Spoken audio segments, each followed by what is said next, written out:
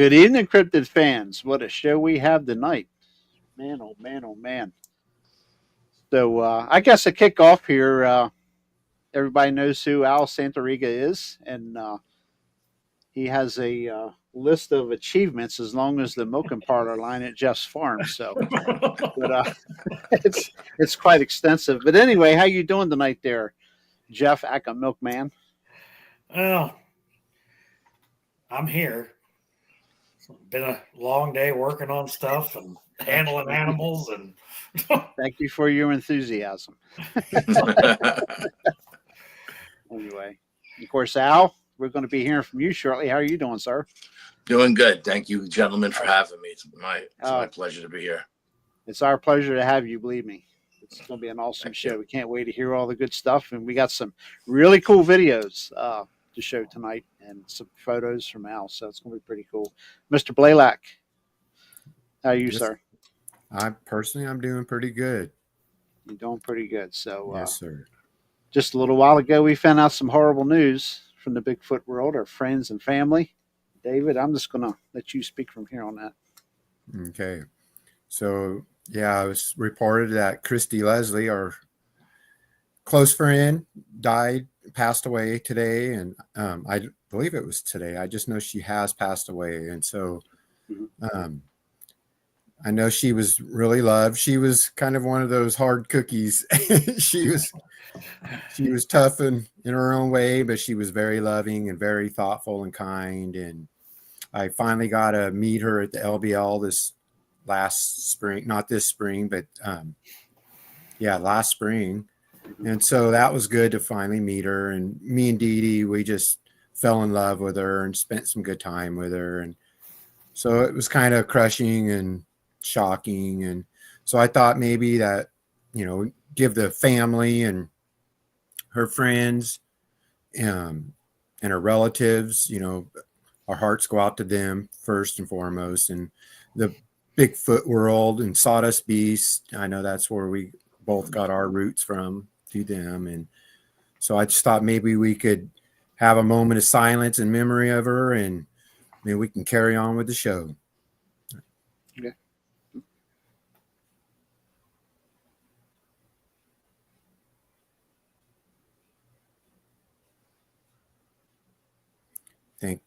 Thank you, guys. She will be missed. Amen. Absolutely. Thank you, David. Awesome. You're welcome. Okay, moving on. We got some great guests lined up over the next several weeks here. As long as everything falls into place properly. We're looking to have Harley in here next week, and I believe Flat Rock's going to be in here sometime soon, Jeff, correct? Yeah, I gotta coordinate with him here in the next week or so, and we got a whole list. Yeah, I wrote it down. I got a scheduler here somewhere. I was quite impressed. People that want to come on. It's going to be a good time and more to come. So, Al Santariga, it's all about you tonight, sir. Tell us, everybody knows who you are. Just give us we have new watchers here that may not have seen you before on this particular show. So, just who you are. Brief bio, is that what you're trying to say? Brief bio, whatever. The floor is yours. My mom was a psychic. My brother was one of the first parapsychologists in the United States, and the paranormal was always normal in my house growing up. So I didn't know it wasn't normal until I got older and started talking to some of my friends, and strange things just happened to me, my whole life, and something weird happened to me today, just out of the clear blue sky. Some woman came up to me and told me she was a palm reader. I've never had my palm read. I've never done tarot cards. Even my team psychic, I've never asked her for a reading. And this woman said, yeah, she was a palm reader. And I'm looking at my hand and I was like, okay, what does that say? And she blew me away. She's seen stuff in my hand that this woman there's no way this woman could have known. And she was just nailing one thing after another. And she just blew me away, absolutely blew me away. And I was like, man, I would not my wildest imagination did I ever think palm reading was actually real. And then I meet this woman out of the clear blue sky, and she just goes right down the list of stuff, and just blew my mind. Just absolutely blew my mind. And this is the kind of life I lead. People just come up to me and, say stuff to me, and it's crazy. It really is. Yeah, that's wild. So, yeah, I read through some of the stuff that Jeff sent me about you, and it goes from it's a little bit of everything, really. I see Yeah. Bigfoot, I see the dog man facet. What got you? Obviously, your mother being a psychic and everything. What got you into the cryptid world?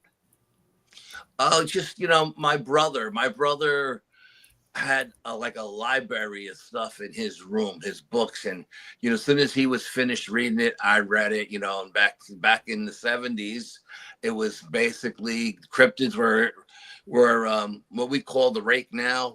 We called them ghouls back then. So that was like a cryptid, a ghoul, and we had we had the Bigfoot, and we had the Loch Ness monster and the Yeti and stuff like that. And just as a kid in grade school, we always had to take books out on the weekend to read, and I was always taking the same like 3 books out: Loch Ness monster, Bigfoot, UFOs, ghosts, stuff like that. So it's just Sounds who familiar. I am. Yeah. Sounds familiar. Yeah. Yeah. Okay. Mhm. It's cool stuff. Anything personal? I mean, have you had personal experiences with the beings or? I've had personal experiences with everything. Oh boy. Yeah, I mean, you name it, from Bigfoot, the skunk ape they called down in Florida in 1974, to possible alien abductions, 2 different occasions. Dogman, just the last time out, the Dogman was out there, followed us out. I've had the Dogman come to my home. I've seen a rake, but at a distance. Nothing really close and personal there. Yeah, like I said, you name it. I've seen gnomes, fairies. I mean, things like when my psychic would say, "Okay, you're gonna go out tonight, and you're gonna experience this, that, and the other thing." And me being from New York and my guys being from New York, we just like laugh because my psychic's from Arkansas. She's Native American, and she's like, "You're gonna see gnomes, you're gonna see fairies," and we're like, "Cindy, what are you smoking?" You know what I mean? And I swear to God, in the dozen years that I've been using her, I knew her 2 years before she even told me she was a psychic. And in the dozen years I've used her, she's always been right. She's never wrong. And Wow. the very first time I went out, I tested her. at 2 different locations on the same night, and both times she said, "Al, you tested me." She called me out on both occasions, and she blew my mind with the stuff that she was getting. And quick story: we were in a house, and she said she's seen 2 couples that were the homeowner's parents. They were both his parents, both couples. And we're like, well, how does he have 2 different sets of parents, And she said, because the parents on the left are his biological parents, and the parents on the right are the parents who raised him.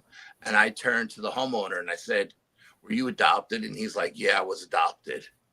And I was like, "Okay, that's it. Not going to test you anymore after that," because I didn't know he was adopted. He didn't tell anybody that person, He didn't get that personal with any of us. And she's seen it. She just seen it, and she blew him away. She blew me away. So I was like, "Okay, that's it. I don't have to test you anymore."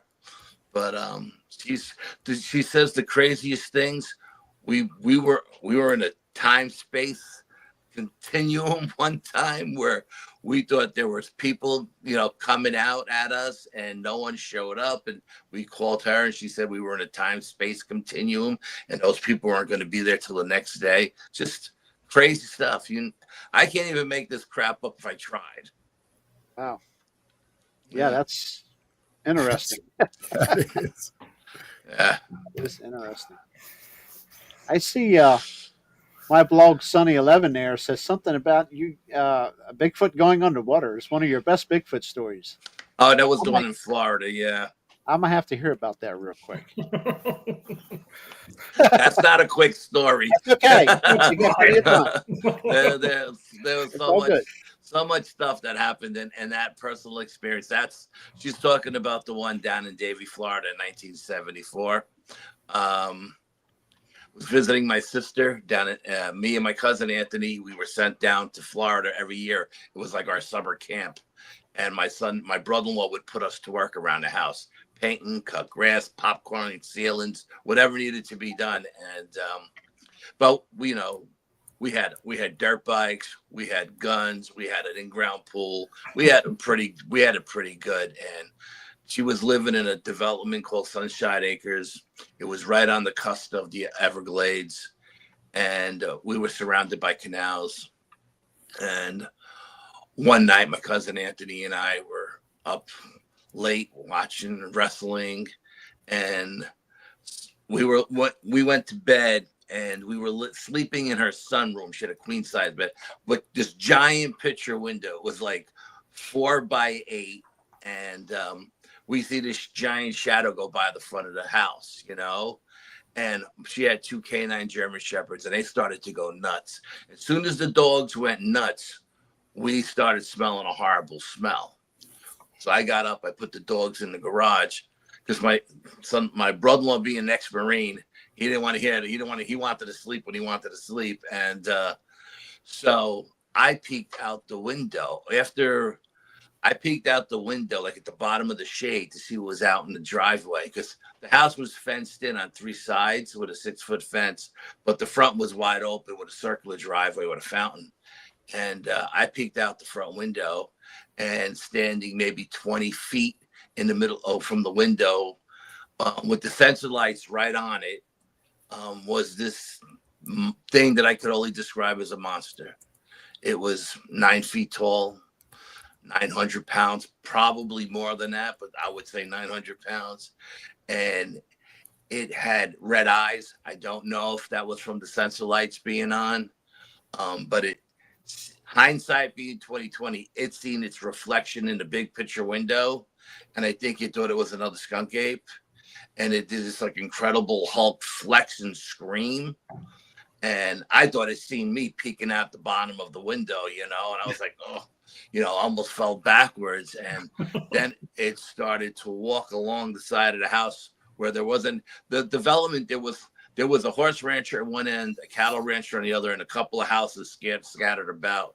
And it started to walk to the side of our house. And I grabbed my cousin, dragged him out of bed, and we went into the bathroom on the side of the house, because I knew once it walked along that fence line, the sensor lights would go on again, and we would get a good look at it. And he didn't see it in the driveway. I wanted to show my cousin, and he was 15, I was 12.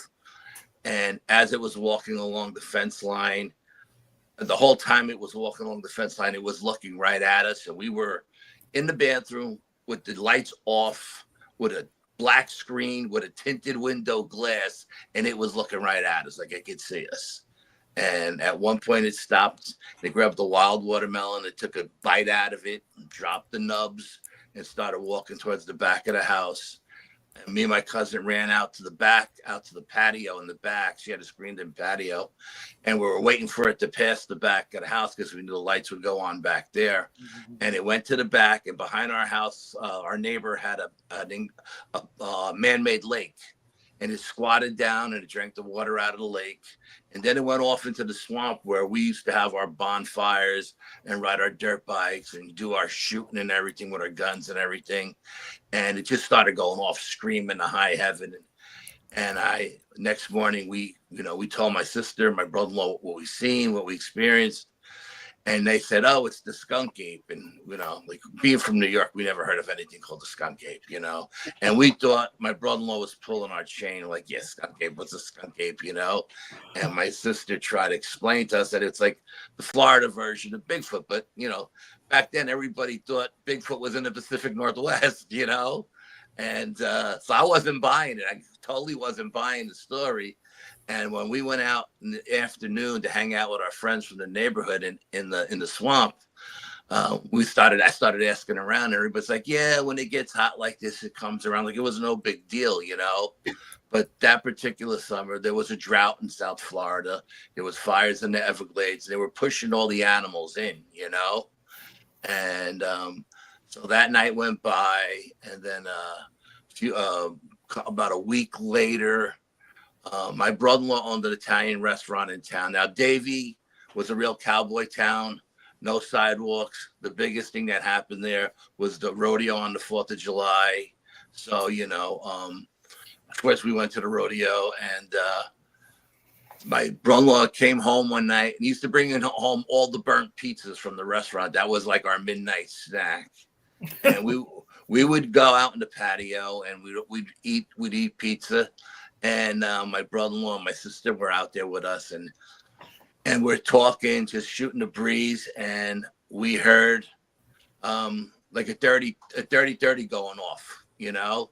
So we all ran to the front of the house, and you can see the muzzle flashes, bang, bang, bang, bang, and it was coming from the horse rancher's house. My sister's first house in that development was right across the street from the horse rancher's. Then she moved to a bigger house in the back with the pool.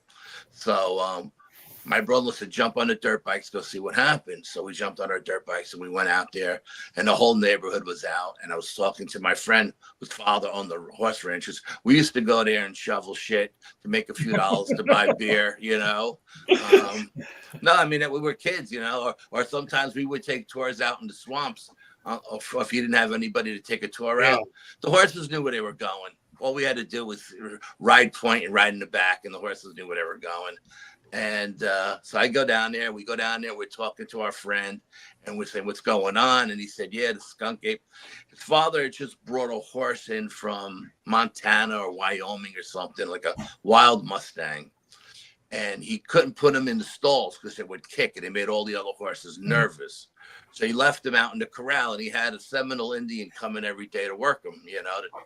And this skunk ape snuck up on this horse and grabbed it from its hind quarters.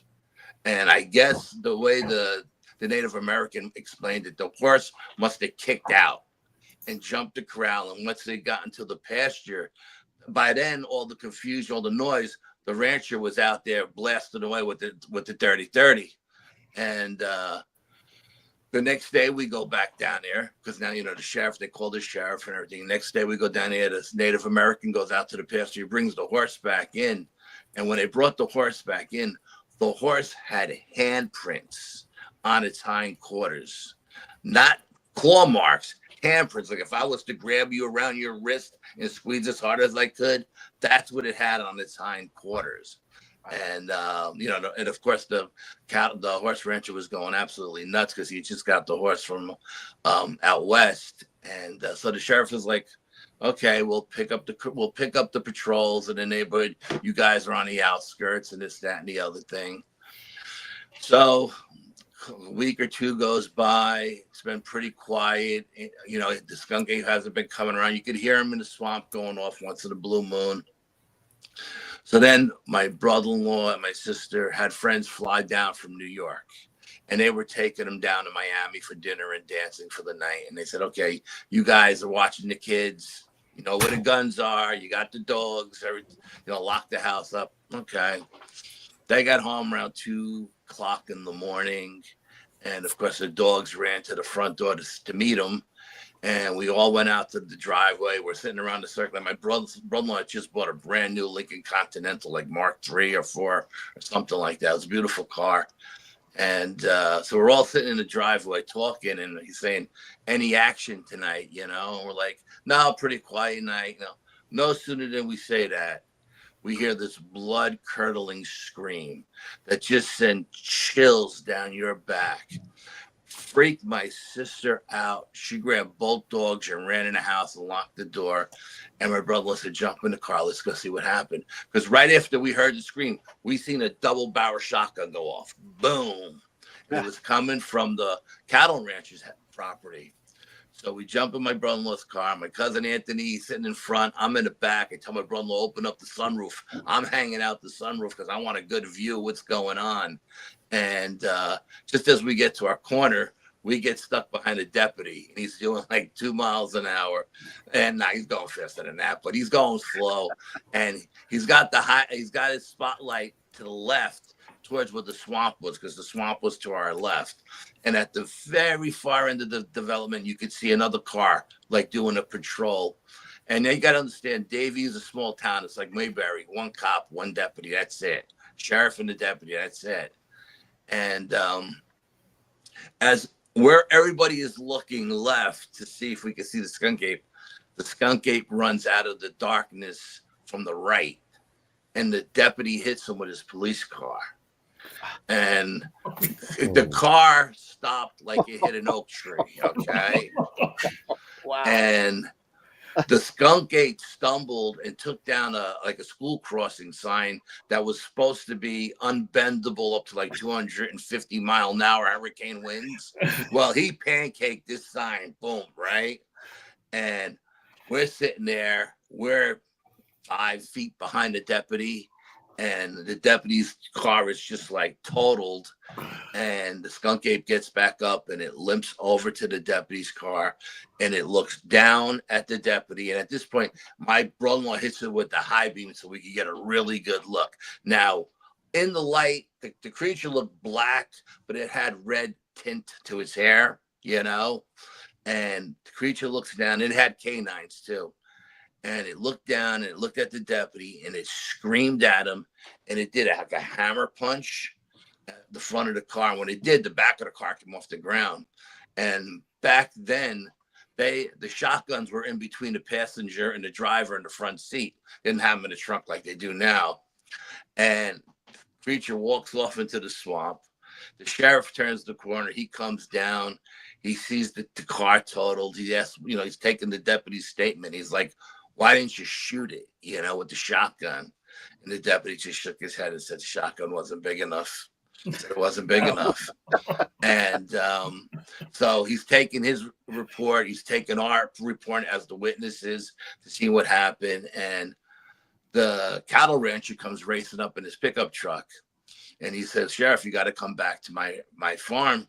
You got to see what this damn creature did to my prize bull." Now, this guy had a white Brahma bull. And this bull was as big as a minivan. If it was 2,000 pounds, it weighed an ounce, okay? This thing was a monster, an absolute monster. And when the rodeo was in town, I made a point of talking to the cowboys, asking them which bulls were the worst. And they said, the Brahma bulls are ornery. You don't want to draw a Brahma bull, And one particular day, I used to jog that development because it was like a 2-mile square, and it was a lady down the street who had like a Saint Bernard, and every time I ran past her house, the dog would go nuts and try to kill me, And one day I'm jogging past the house and the dog is going crazy, and the lady's pulling up the street in her car, and she hits the automatic gate so she could pull in. The gate opens up and the dog comes charging out after me. I'm running for my life. This dog is gaining on me. There's no trees in Florida like there are in New York to jump up and climb. And I come to the cattle pasture, and he only had like a 4-foot fence, in the pasture. And I did a dive and tuck to get over the fence. And I did a tuck and roll, got over the fence. And when I got to the other side of the fence, the Brahma bull was standing there looking at me, and I'm like, oh my God, and now the dog has jumped up against the fence, and the dog is going crazy, and he's got all kinds of saliva coming out of his mouth. And the Brahma bull's looking at me, he's looking at the dog, and he's paying more attention to the dog because the dog is making a lot of noise. So what I started doing was creeping around the cows to get to the front of the property, to get out the front gate. I was using the cows as protection in case that bull charged, And I was pretty surprised how big the cows were too. The cows were pretty big too. And I think they were milk cows or something. They were big. And the lady down the street called the dog back. I was able to get out of that pasture and go home. So when the rancher came up and got the deputy, like the sheriff, we followed the sheriff. We left the deputy there in the middle of the street. We followed the sheriff. And when we followed the sheriff back to the cattle rancher's house, he was panning the pasture with his spotlight, and there in the middle of the pasture, this white Brahma bull is just sitting there bleeding out with no head. And this guy is this rancher is going absolutely insane. God knows how much this bull cost him, you know, and he's going nuts. And then he pans the pasture a little bit more, and maybe 100 yards to the other side of the pasture was the head. This creature just threw the head away like it was in his way. And at that point, the sheriff told us to go home. They called in the county police and the state police, and they came with helicopters and dogs and horses, and they searched the swamp high and low, but they never found anything. In the swamp where we used to hang out and ride our bikes and do all our shooting, there was a section of the canal that the local kids called the turnaround. The water would come in and then turn around and go back out. And they used to swim in that part of the canal.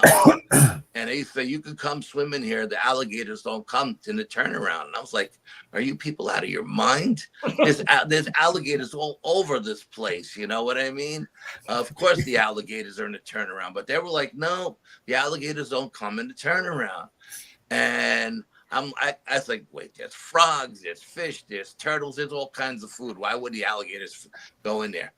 So one day, my cousin Anthony and I are in the turnaround fishing. We're just hanging out fishing, and an alligator is sunning himself on the water, and he's floating in with the tide, and he ends up in the turnaround. And when this alligator realized where he was, his eyes got like this big, and I swear to God, this thing literally ran on the top of the water to get out of the turnaround.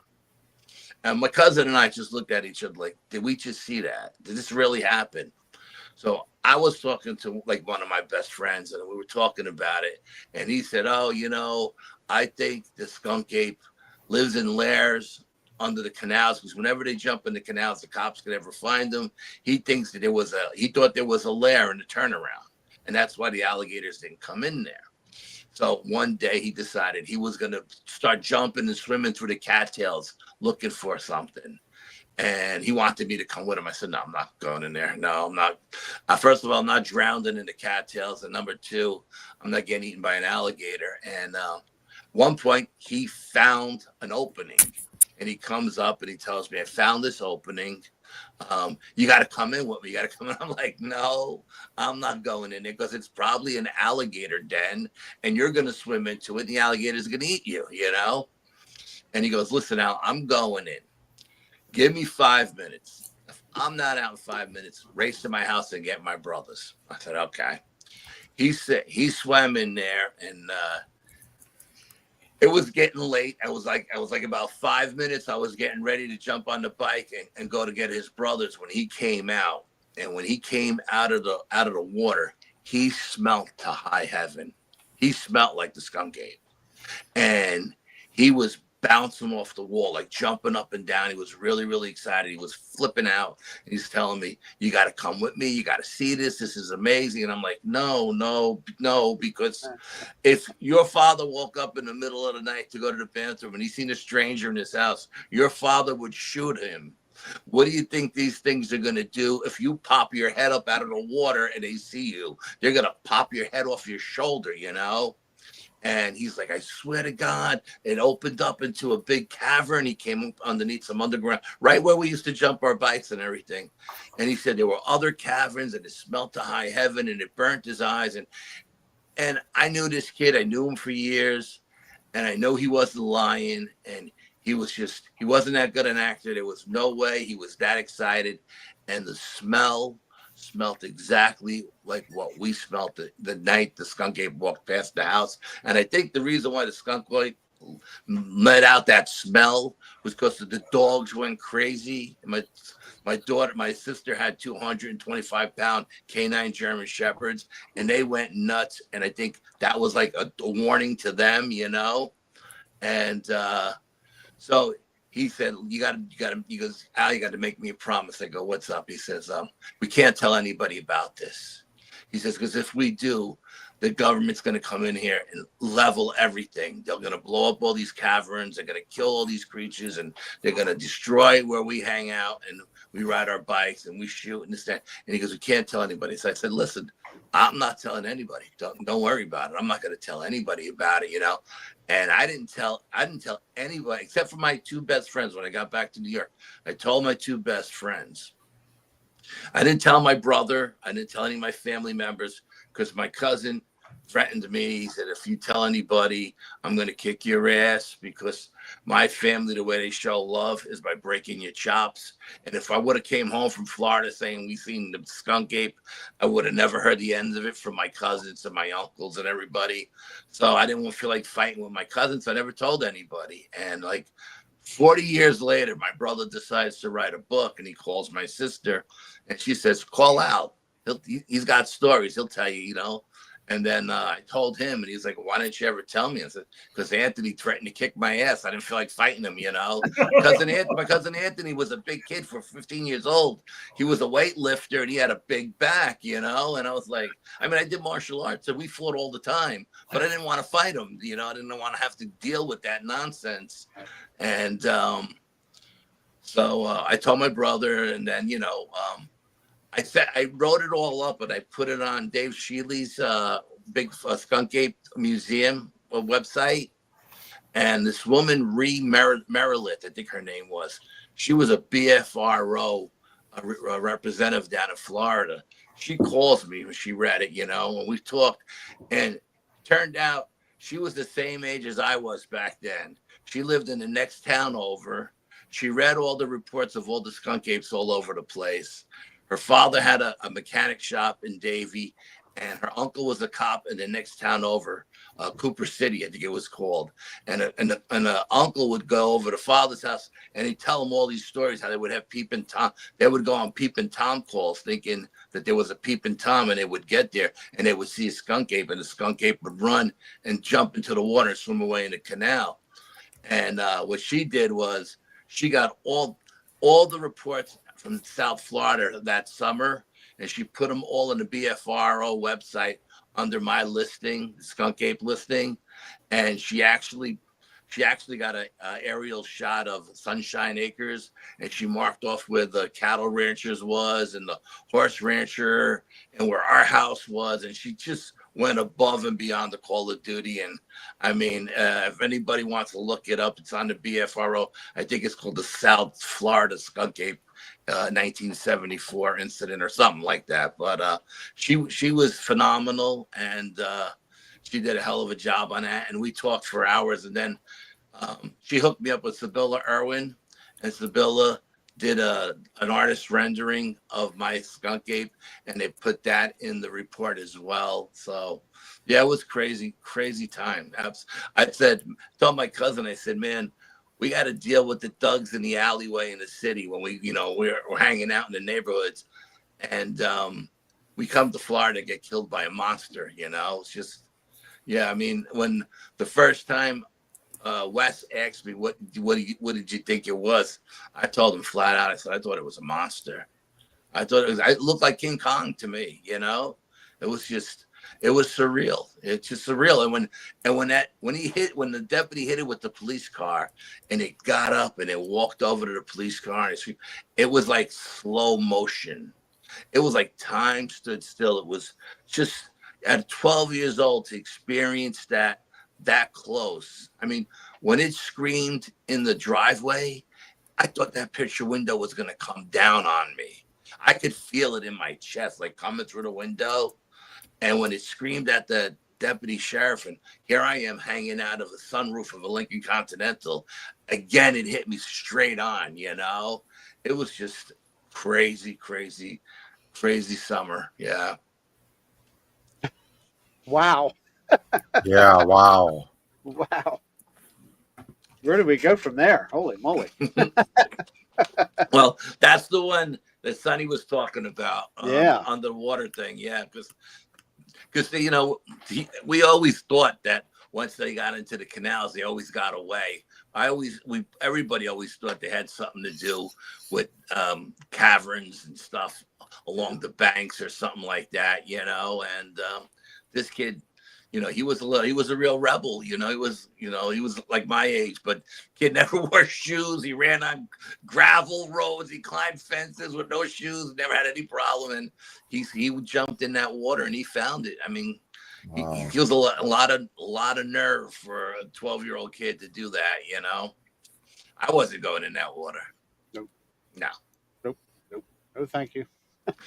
Yeah, not only the alligators, but they had water moccasins too, So yeah, exactly. I'm out. Yeah. Yeah. Well, I got some stuff here you shared. You tell me where you want to start, or I guess we should start with the UFO stuff. We'll start with that stuff. All right.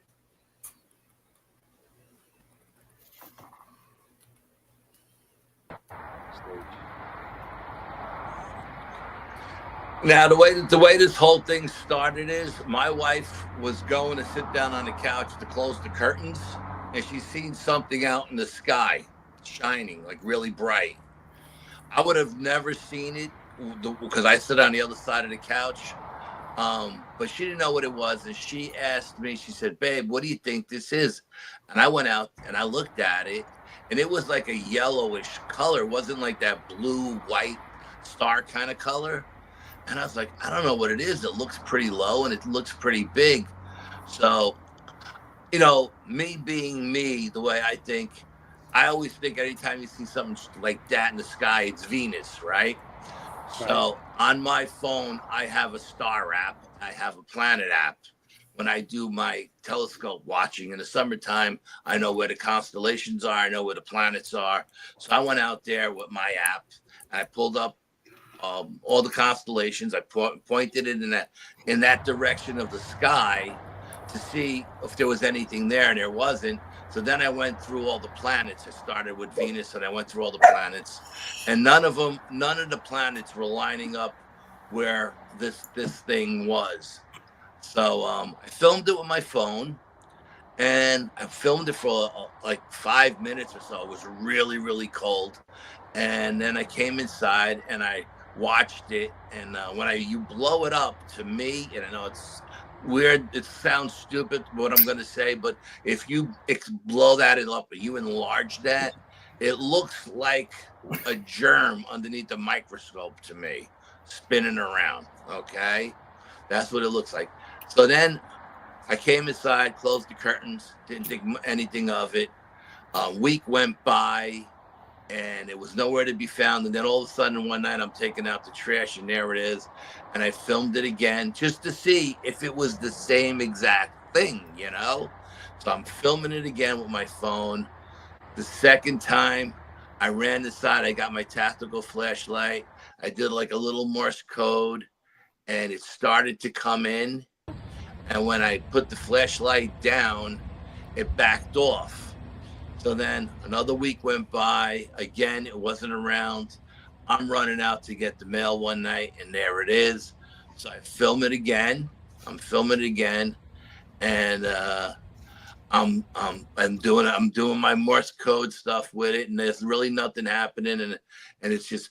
But every single time when I went inside and I checked the video, it was always the same looking craft, and it was always between 6 and 7:30 at night. So I was like, okay, I don't know what's going on here. It's always showing up at this time of night. So then about a week later, I'm going to work 4:30 in the morning and I see it again. Now I've never seen it in the morning before, but I seen it again, and I seen it out there and I was really tired. And I just said, yeah, hello, how you doing? And a little voice in the back of my head said, no, this is important, film this. So I'm filming it. And as I'm filming it, I say to the craft telepathically, if you see me, acknowledge me, And then it flashed. And I was like, whoa, that thing just flashed. So I stopped filming and I actually watched the video right over again. And when it flashes, it's not like a real flash. It expands to be like 10 times its normal size, and then it shrinks back down. it was just crazy. I couldn't believe that happened. And it was 4:30 in the morning the last time I seen it. And then it happened one other time after that. I didn't film it. The third time I filmed it, I had all my gear out when I filmed it. I had my 4K camera out. I had my night vision camera that filmed in IR and full spectrum, and I had my thermal imager out. Now, on thermal imager, this thing did not show up on the thermal at all, but it showed up on the IR and it showed up in the full spectrum.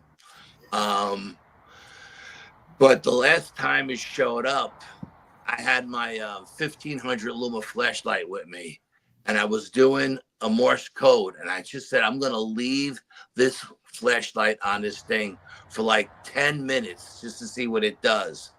And I left the flashlight on it, and I left the flashlight on it, and then it started to come in. But then as it started to come in, it disappeared, and it turned into a Cessna airplane came over my house from right behind it, from where that thing just was. I don't know if it disappeared and went left or right or up or down. And I don't know where the Cessna airplane came from, because I didn't hear it until it came out from behind the craft. And, you know, those little planes, they're like crop dusters. You can hear them a mile away, you know? Mm-hmm. Yep. And this plane flew over my house. The whole time it flew over my house, I held that tactical flashlight on there to doing the Morse code. And I really thought at some point during the night, either the sheriff or the state police were going to knock on the door and ask me what the hell was going on, because I figured if it really was a Cessna, I don't know if the UFO turned into an airplane. I don't know where the plane came from, but I was like, if this is a Cessna and this guy is seeing this Morse code, he's going to call somebody, you know? But no one ever showed up at the house. No one ever knocked on the door. So, yeah, that was pretty crazy. And it was just mind-boggling, you know, just mind-boggling, you know, especially this one here. When it flashes and it gets really big, it expands, and then it shrinks back down.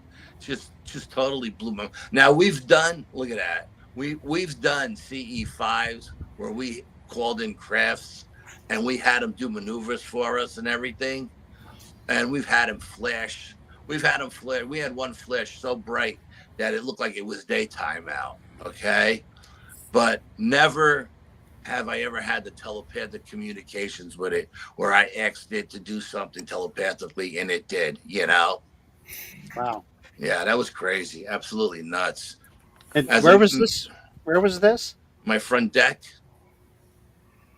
Okay. This is in the Hudson Valley, New York. Okay. Yeah, Dutchess County in the Hudson Valley. Mid-Hudson Valley, New York State.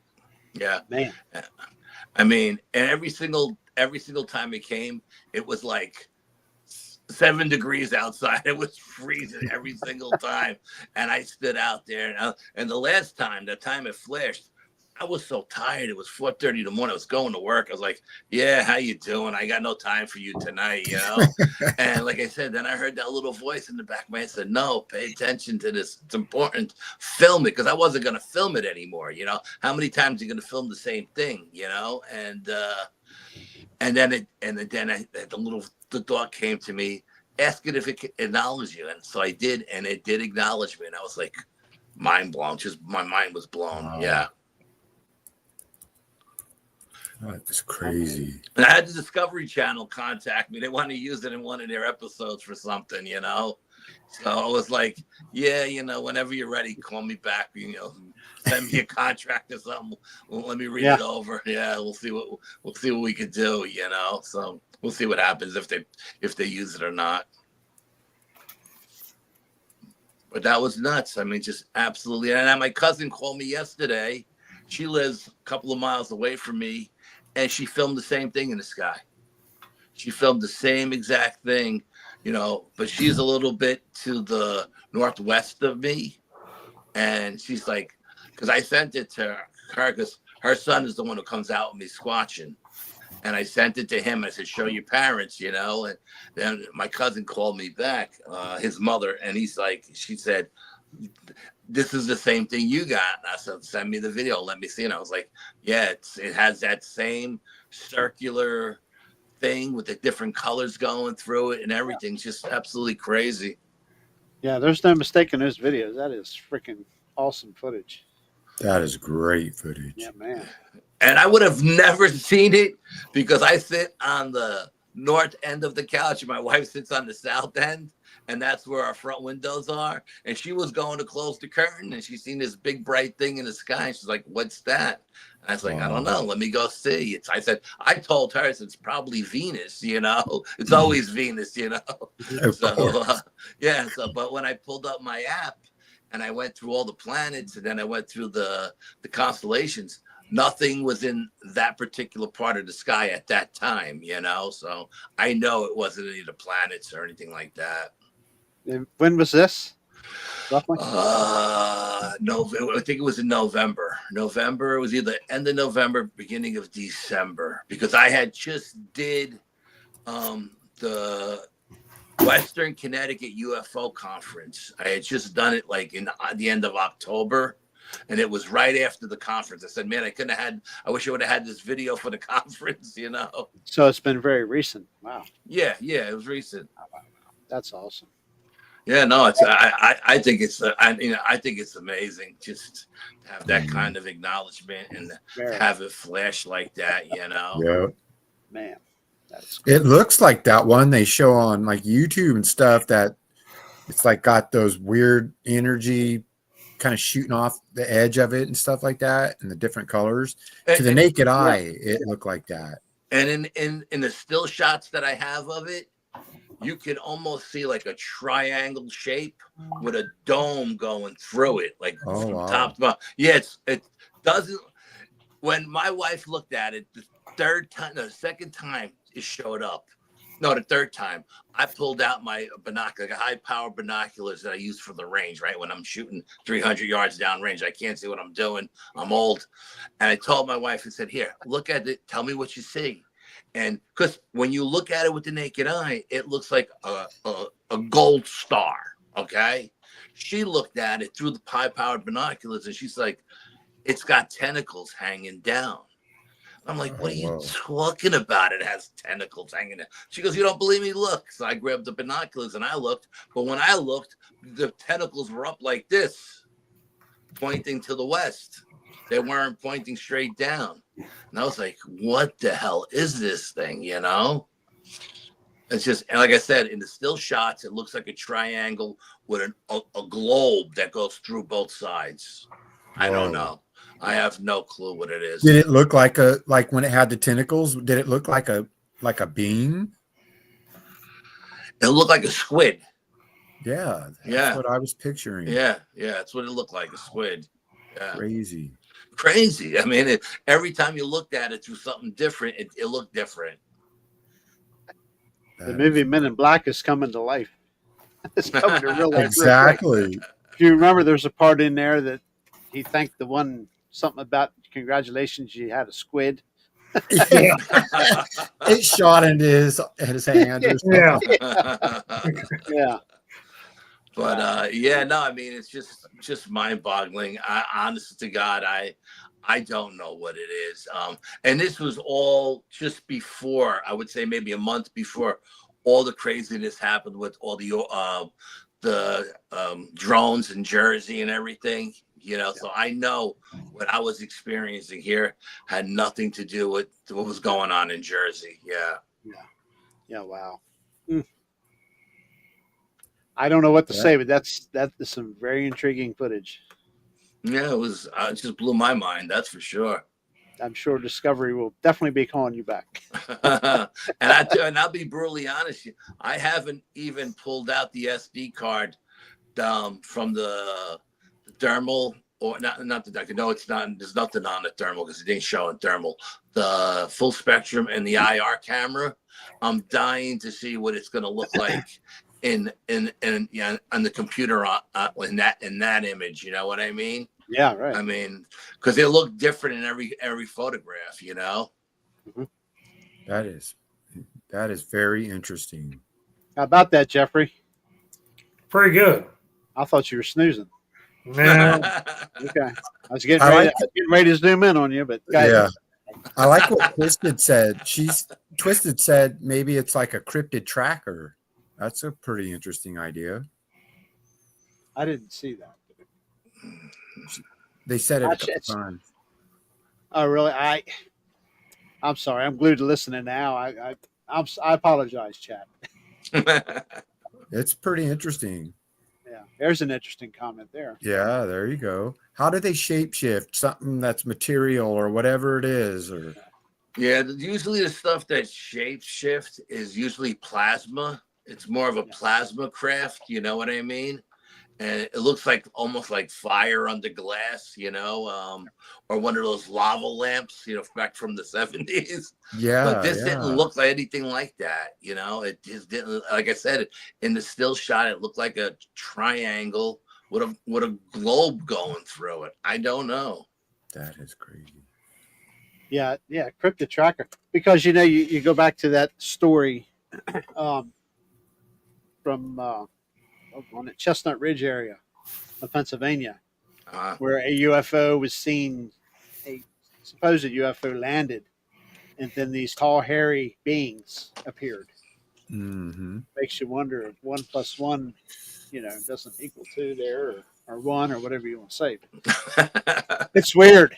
It's weird, because a lot of people believe that there's a serious connection between. I think there are alien entities or life forms that look like Bigfoots, because I've read a story that came out of Louisiana, I want to say, out of right around the Spanish American War or something like that, where this colonel was bringing people to this land, and Native Americans said don't go on this land because the Sky Brothers own it. And this colonel said, no, we're going to build our town here.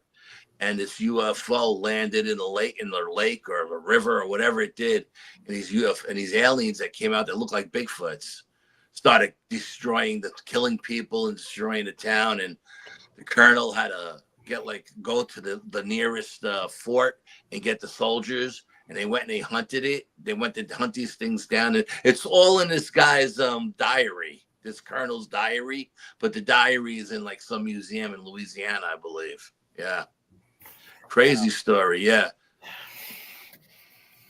Kind of like Star Wars, huh? Yeah, well, you know what? Chewbacca. Chewbacca was done from a Bigfoot drawing. You know what I mean? Yeah. So, but no. I mean, I've been in the woods enough times where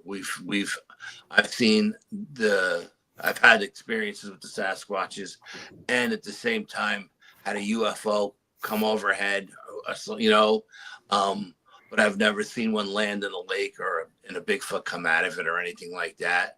But, the places I go are places of high strangeness. So you get a lot of stuff coming through, So the one related to the other, honestly, I don't know. But when you go to these locations, and you go on certain times, I like to go when there's a full moon or a no moon or a meteor shower or a lunar eclipse, a solar eclipse. That's when I'm out there doing all my research, because the energies are changing, and I gotta know what's going on each individual. I mean, there was a time I was gonna go out. I don't go out by myself, but last year we had a full moon. I think it was on Halloween. We had a full moon. No, we had a 1% of the moon and a solar eclipse on the same day. And then in the same month, we had a full moon and a lunar eclipse. And that only happens like every 14, 15 years, something like that. And I was going out both times to do my research, you know. And the last time I was going to go out, I was actually going to go out by myself because 15 years from now, I'm not going to be able to make that 4-mile hike into the woods. You know what I mean? So, I was like, I'm going out, even if I have to go by myself. I'm getting this research, and but my cousin ended up coming with me anyway. So, but and it was a crazy night. But and again, everything the psychic said was going to happen happened. So, but yeah, no, I mean, I try to go out, and I'm more at this point in time. I still use all the cameras and everything, and try to get that $1 million shot and everything. Now with AI, you know, it's going to be impossible to prove, but I'm more about energies and frequencies and vibrations and stuff like that, and how whenever they come, when they show up, how the energy changes, you know. And I do 250 readings like 10 times a night because I'm always doing stuff. I'm incorporating stuff in rituals to change the energy. And when I change the energy, I got to see what is changing on my equipment, you know. And to do that, I got to run all the equipment all over again every single time. But that's just where I'm at in my head right now, you know. So, nah. Is the UFO your favorite field, or? No, I think Bigfoot is my favorite field. Yeah, I really do. I love not so much the dog man. The dog man came to my house twice. I don't need him to come back anymore. But not once, twice. Yeah, but Bigfoot can come anytime he wants. That's you know, he's come by before and left me gifts on my fire pit, you know.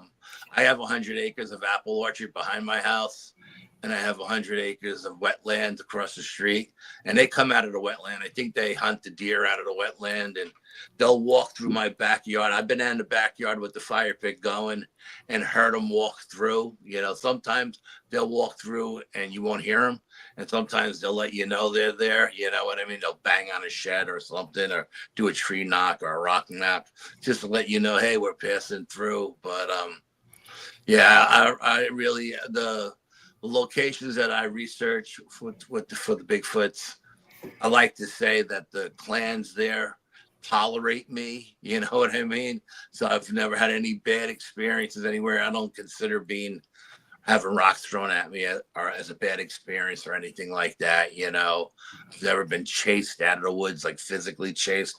We get herded out all the time. When they want us to go, they'll herd us out, but only to a certain point, and then they'll turn around and go back. But yeah, I mean, just I love doing my Bigfoot research. Yeah. Cool. I do too. Yeah, William says that if you have any interest in skinwalkers. The time I went out where we had the full moon with the solar eclipse, we had a skinwalker and a Wendigo following us through the woods. And I was told by my psychic, she told me I was going to take a trail I never took before. When I argued with her, we argue like married couple, you know. I was like, no, I'm never going to go anywhere I don't go. I always take the same road in.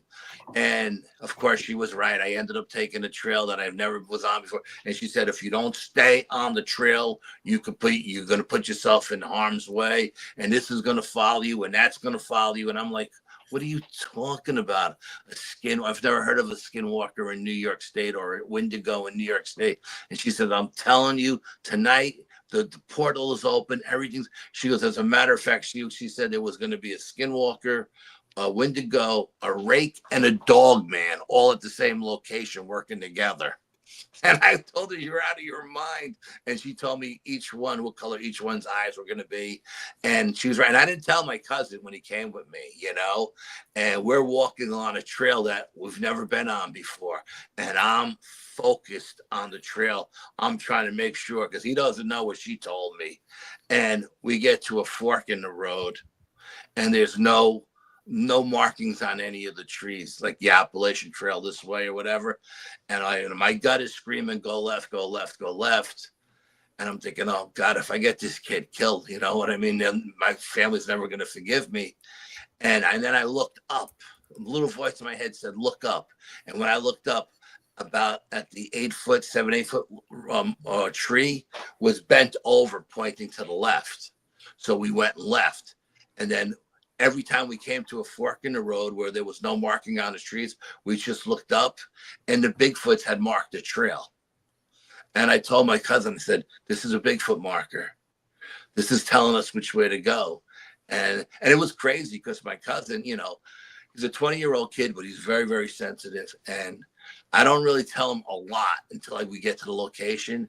And he was like, he's like, do we have skinwalkers in New York? And I'm like, what are you talking about?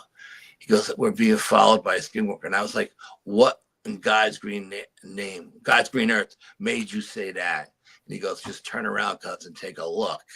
And when I turned around and looked, it's like, okay, that's, you know, that's what a skinwalker looks like. And then later on down the trail, he turns to me and he says, do we have moose in New York?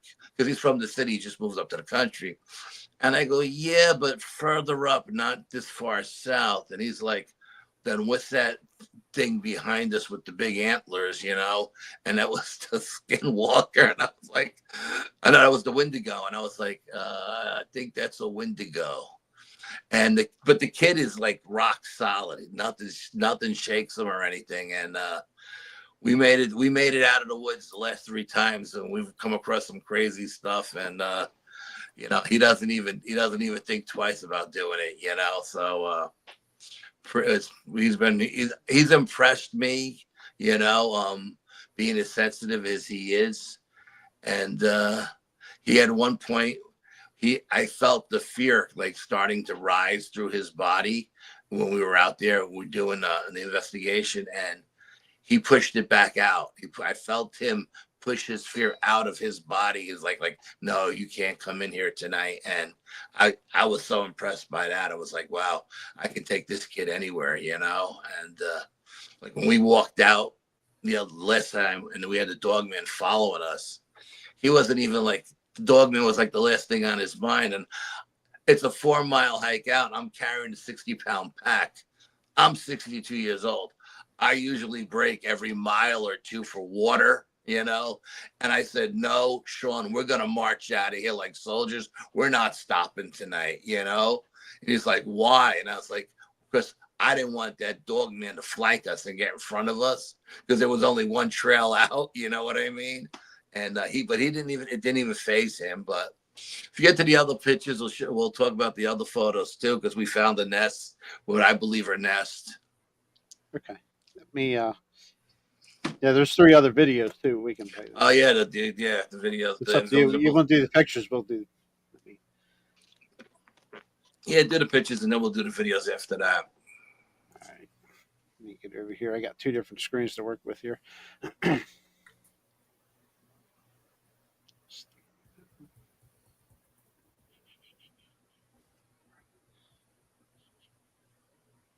Jeff will be back. He had an emergency. Okay. Nothing bad. Just okay. There it is. I was getting concerned. I couldn't see it, but it finally popped up here. Mm-hmm. All right.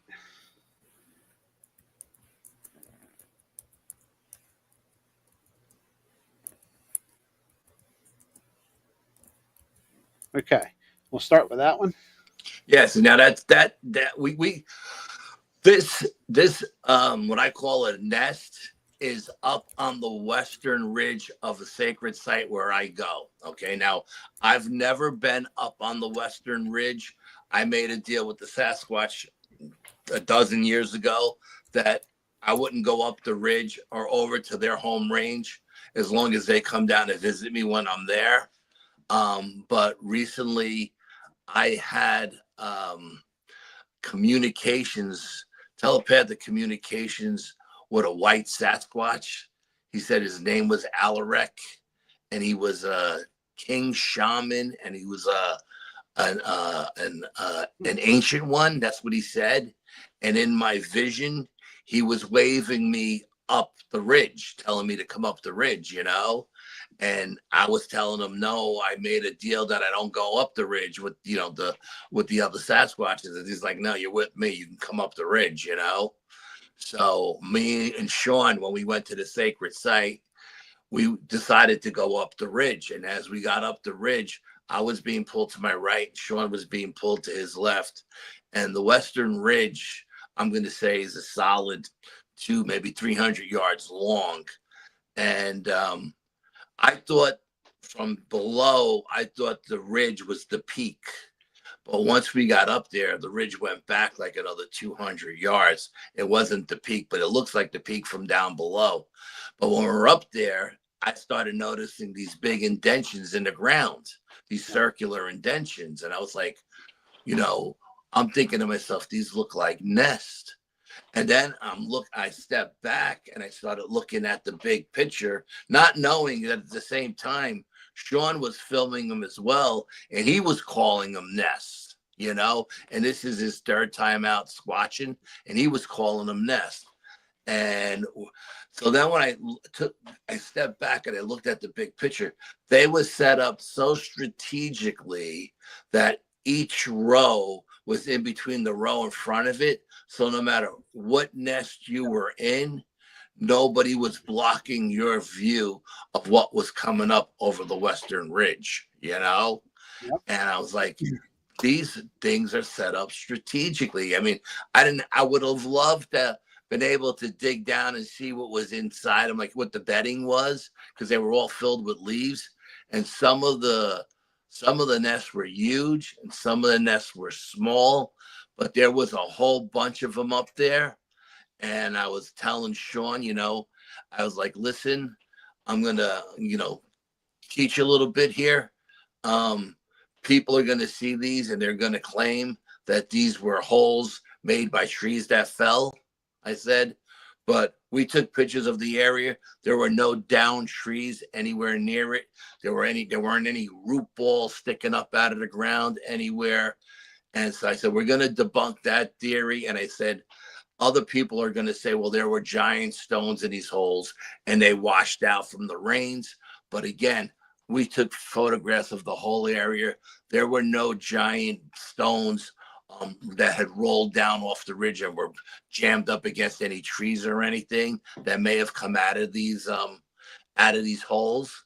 And one of the holes was humongous. I mean, it was just, and Sean thought that one may have been Alarex, because Alarex is huge. He's like 10 feet tall, 1,500 pounds or whatever. But yeah, so I truly believe that these were nests. I just wish I would have had like a little garden rake with me or something that I could have cleaned them out and see what they were using for bedding on the bottom, because there were so many leaves. And if you look at if you show the other photographs, you'll see how they differ too. Some are oval, some are oblong.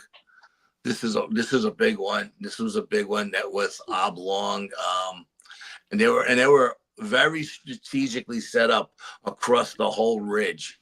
And that's what really sealed the deal for me, because these, you know what I mean? These holes were set up strategically, like almost like foxholes, in the military, Yeah, I can kind of make out two long ones there. Yeah, that's one. Actually, that's one big one here. One. Yeah.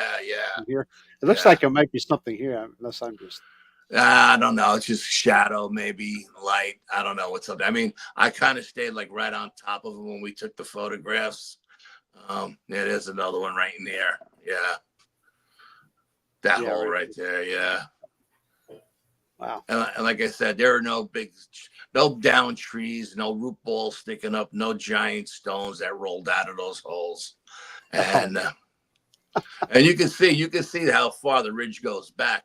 And when you got to the edge of that ridge, what I thought was just going to be a mountain that sloped down on the other side turned out to be a straight drop, like a cliff. So if I wanted to get down into their home range, because Chris and I were going to go sleep there in a tent in their home range, But we would have to propel down from the top of the hill, top of the mountain with ropes. You know what I mean? So Right, right. yeah, that's out.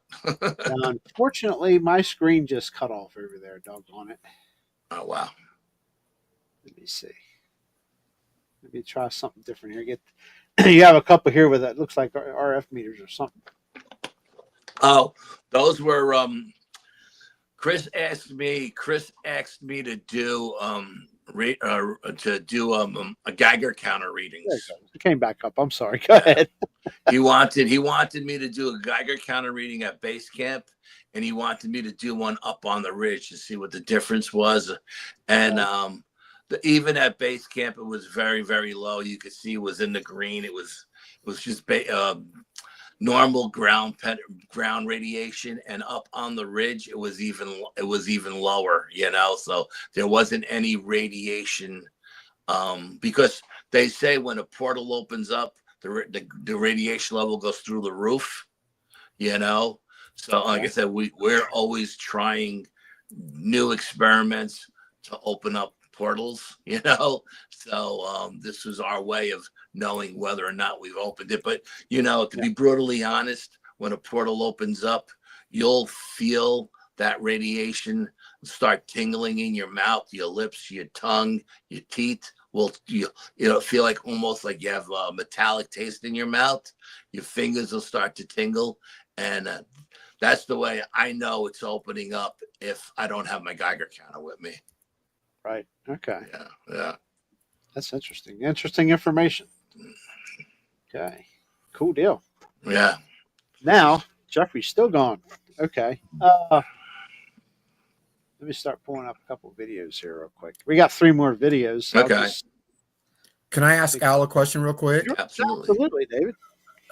Are you familiar with like any of the Native American history there in that area where those? Yes, the Native Americans. From what I was told, I spend a lot of time at the Iroquois Museum up here. And over the years, they've gotten to know me and they've kind of opened up with me. From what I understand, this particular location is a place that was a sacred site for them. And they called it a sacred site because they said their star brothers would come down there. And then after they left the area, the Sasquatch kind of took it over as a sacred site for them as well, because I guess they've seen that they've been around for long enough, but they've seen the aliens come down and they've seen the Native Americans come down, and now I'm there, you know what I mean? Yeah. And like I said, it's the energy of the location is very calming and relaxing. I'm not the type of guy who can sleep out under the stars. I need a tent around me.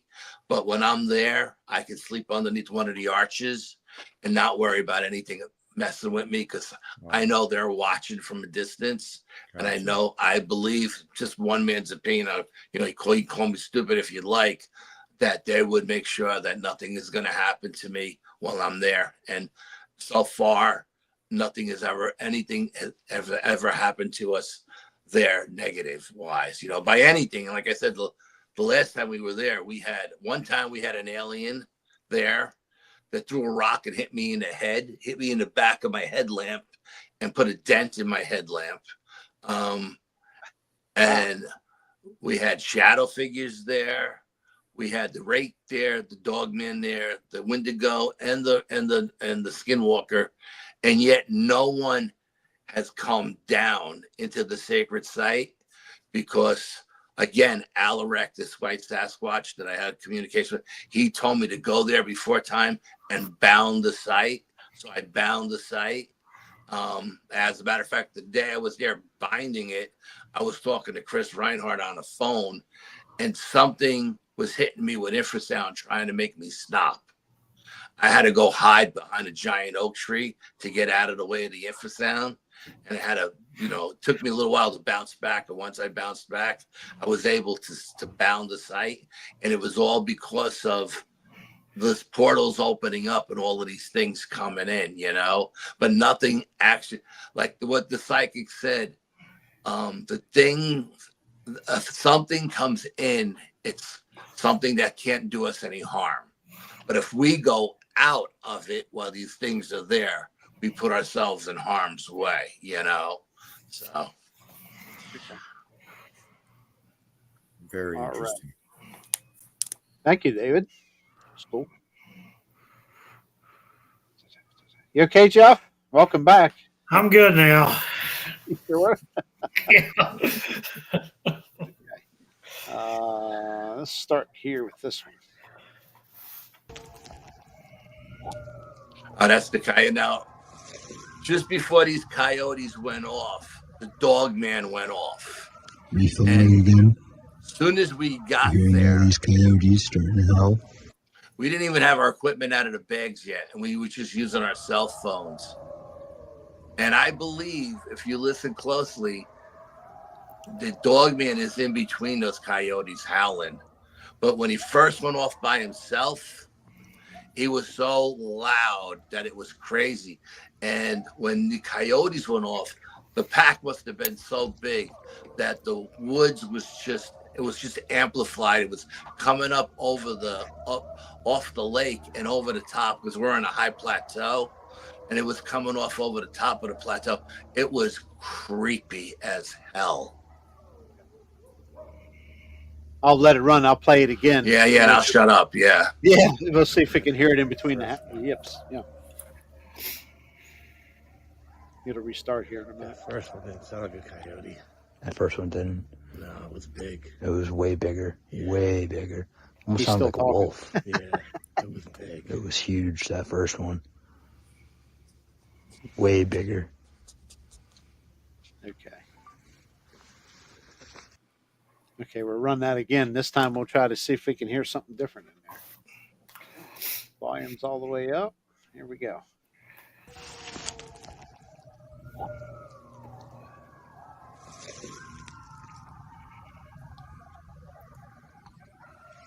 Refilling again. Hearing all these coyotes starting to howl out loud.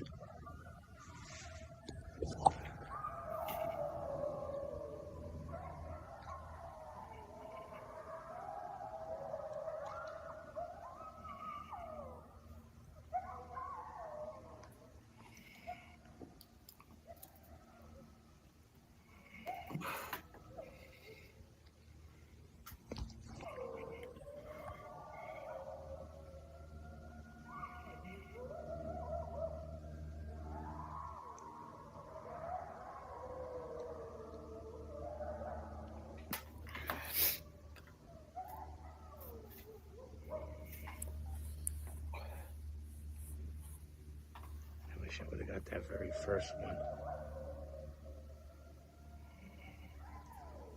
That first one didn't sound like a coyote. That first one didn't. No, it was big. It was way bigger. Yeah. Way bigger.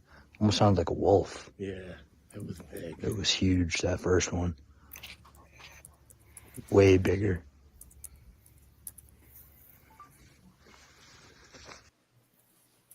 Very interesting. Yeah. There's a lot going on there. Yeah.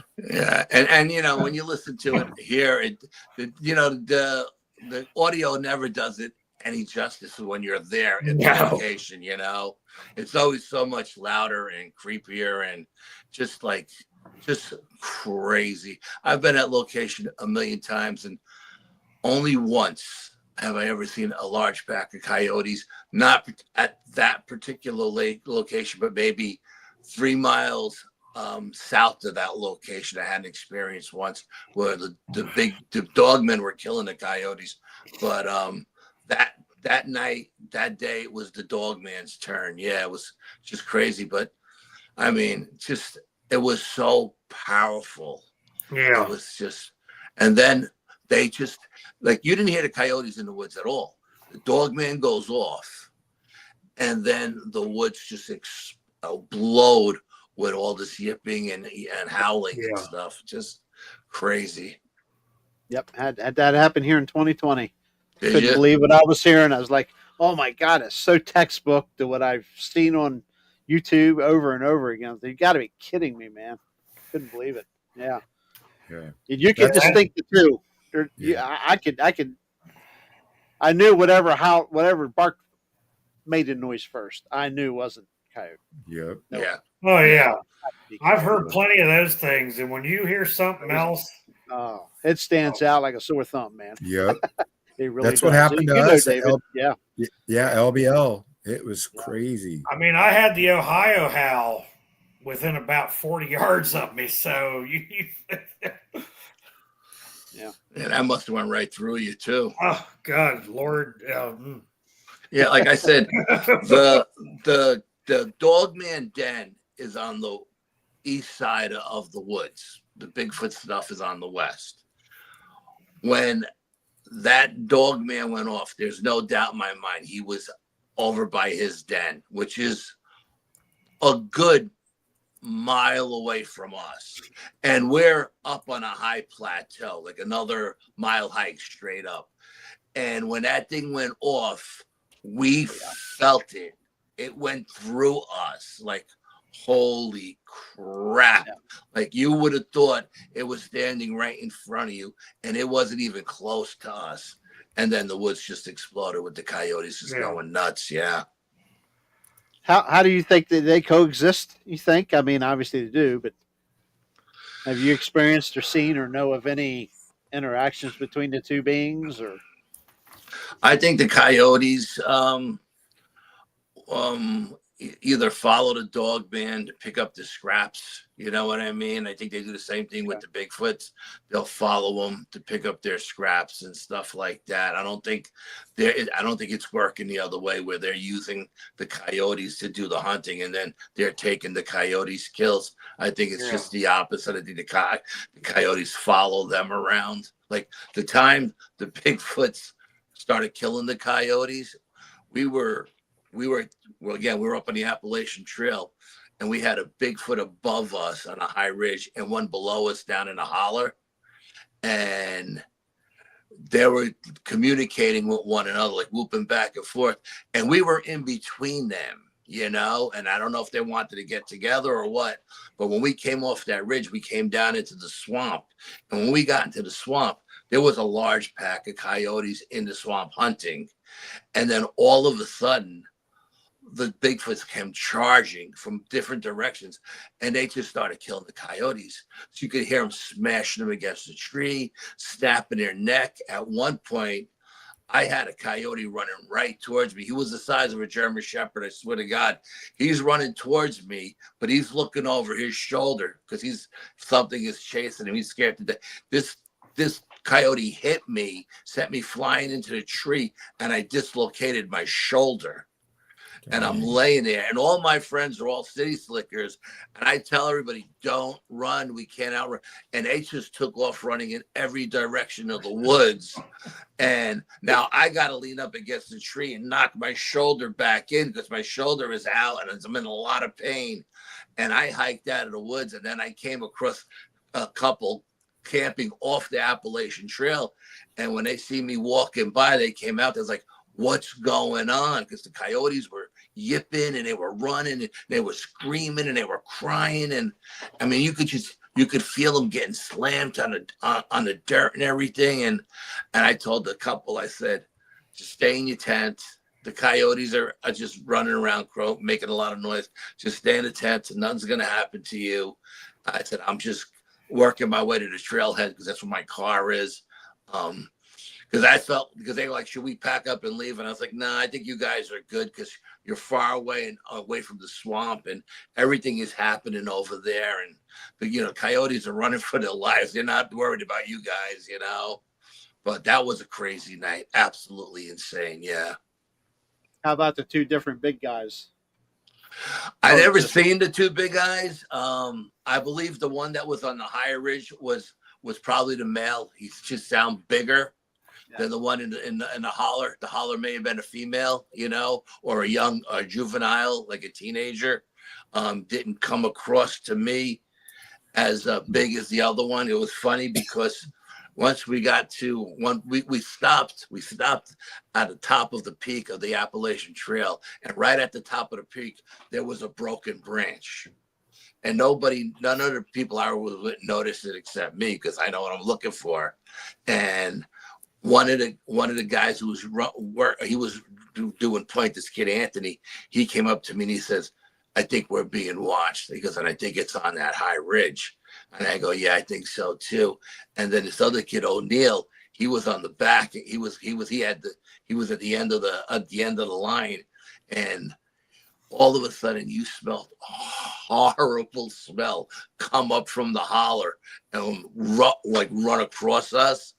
And he came up to me and he said, Al, I think there's something down there too. And I was like, yeah, I think we're in between them. Let's get off this goat trail and get down to flat ground. You know what I mean? This way we can get out of their way. Yeah. But they were so pissed off by the time we got down to the swamp. They just took it out on the coyotes. Yeah. Don Moore, if you've seen the extensive list of what this fella's done, he's asking what books you've written. No, I've never written any books. I'm not an author. I don't write books. No one's going to be interested in buying anything from me. So, you know, a lot of people ask me to write books, but I can barely spell my name. Yeah, don't expect any books from me anytime soon either, unless someone else is writing them for me. We'll leave it up to DA. Buy DA's books. Please buy DA's books. Yes. Yes. He doesn't need an alternative channel. We'll just leave it at that. That's what we say about DA. So anyway, before I go to the next two videos, reiterate, like the two beings, as in i.e. Dogman and Bigfoot. Yeah. Do you think their coexistence is a problem? Have you heard or seen any problems of interactions between the two, or? Yeah, I've heard stories where they've had wars over territory. You know, they've fought over territory. I believe it's just one man's opinion that the Sasquatch territory and the Dogman territory, as a matter of fact, are both circular. I think it takes them a year to get from one point to the other, and I think they try. And their territories intercross at certain locations, and I think they try not to be at the same location at the same time of the year, because I think that will just lead to somebody getting killed, or I've heard stories where adult dogmen have killed baby Bigfoots and vice versa. You know, if the adult Bigfoot see a juvenile dogman in their territory, they'll take advantage of it and kill it, so they don't have to deal with it when it gets big.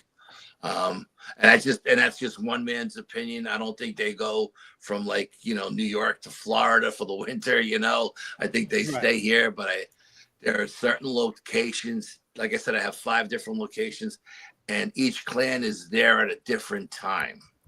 So, you know what I mean? So I know if this clan is here in the fall, not to bother wasting any time there in the spring or in the winter time, because they're somewhere on that migration, that circular migration. And I think they do travel in the circular migration, so they don't kill all the game that's in the area.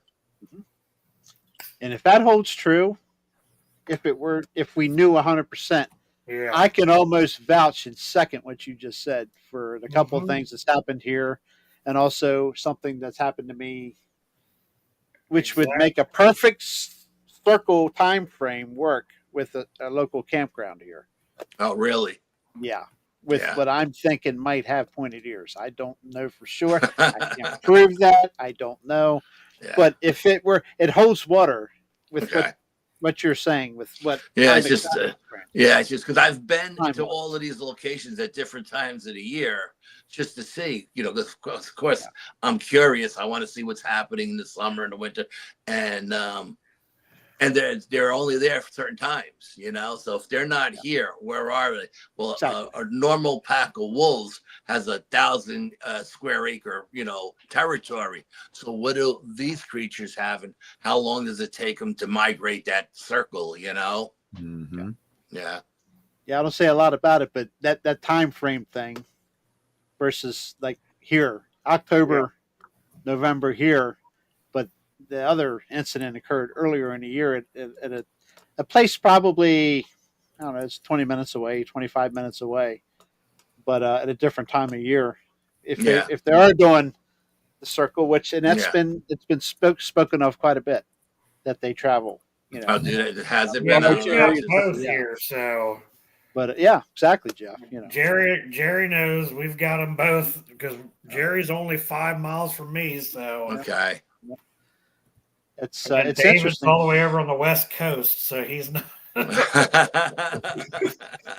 Yeah, gonna say David, our elk will take like a month to make a circle. Yeah. Mm-hmm. Catherine has a good question here. Would Al describe what the Bigfoot smell is like?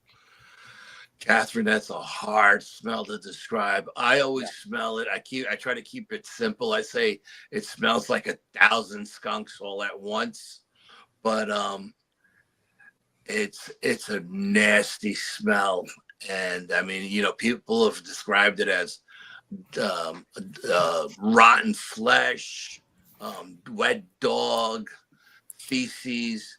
It's like all mixed into one and stirred up, you know what I mean? But I try to keep it simple. I just say it smells like 1,000 skunks.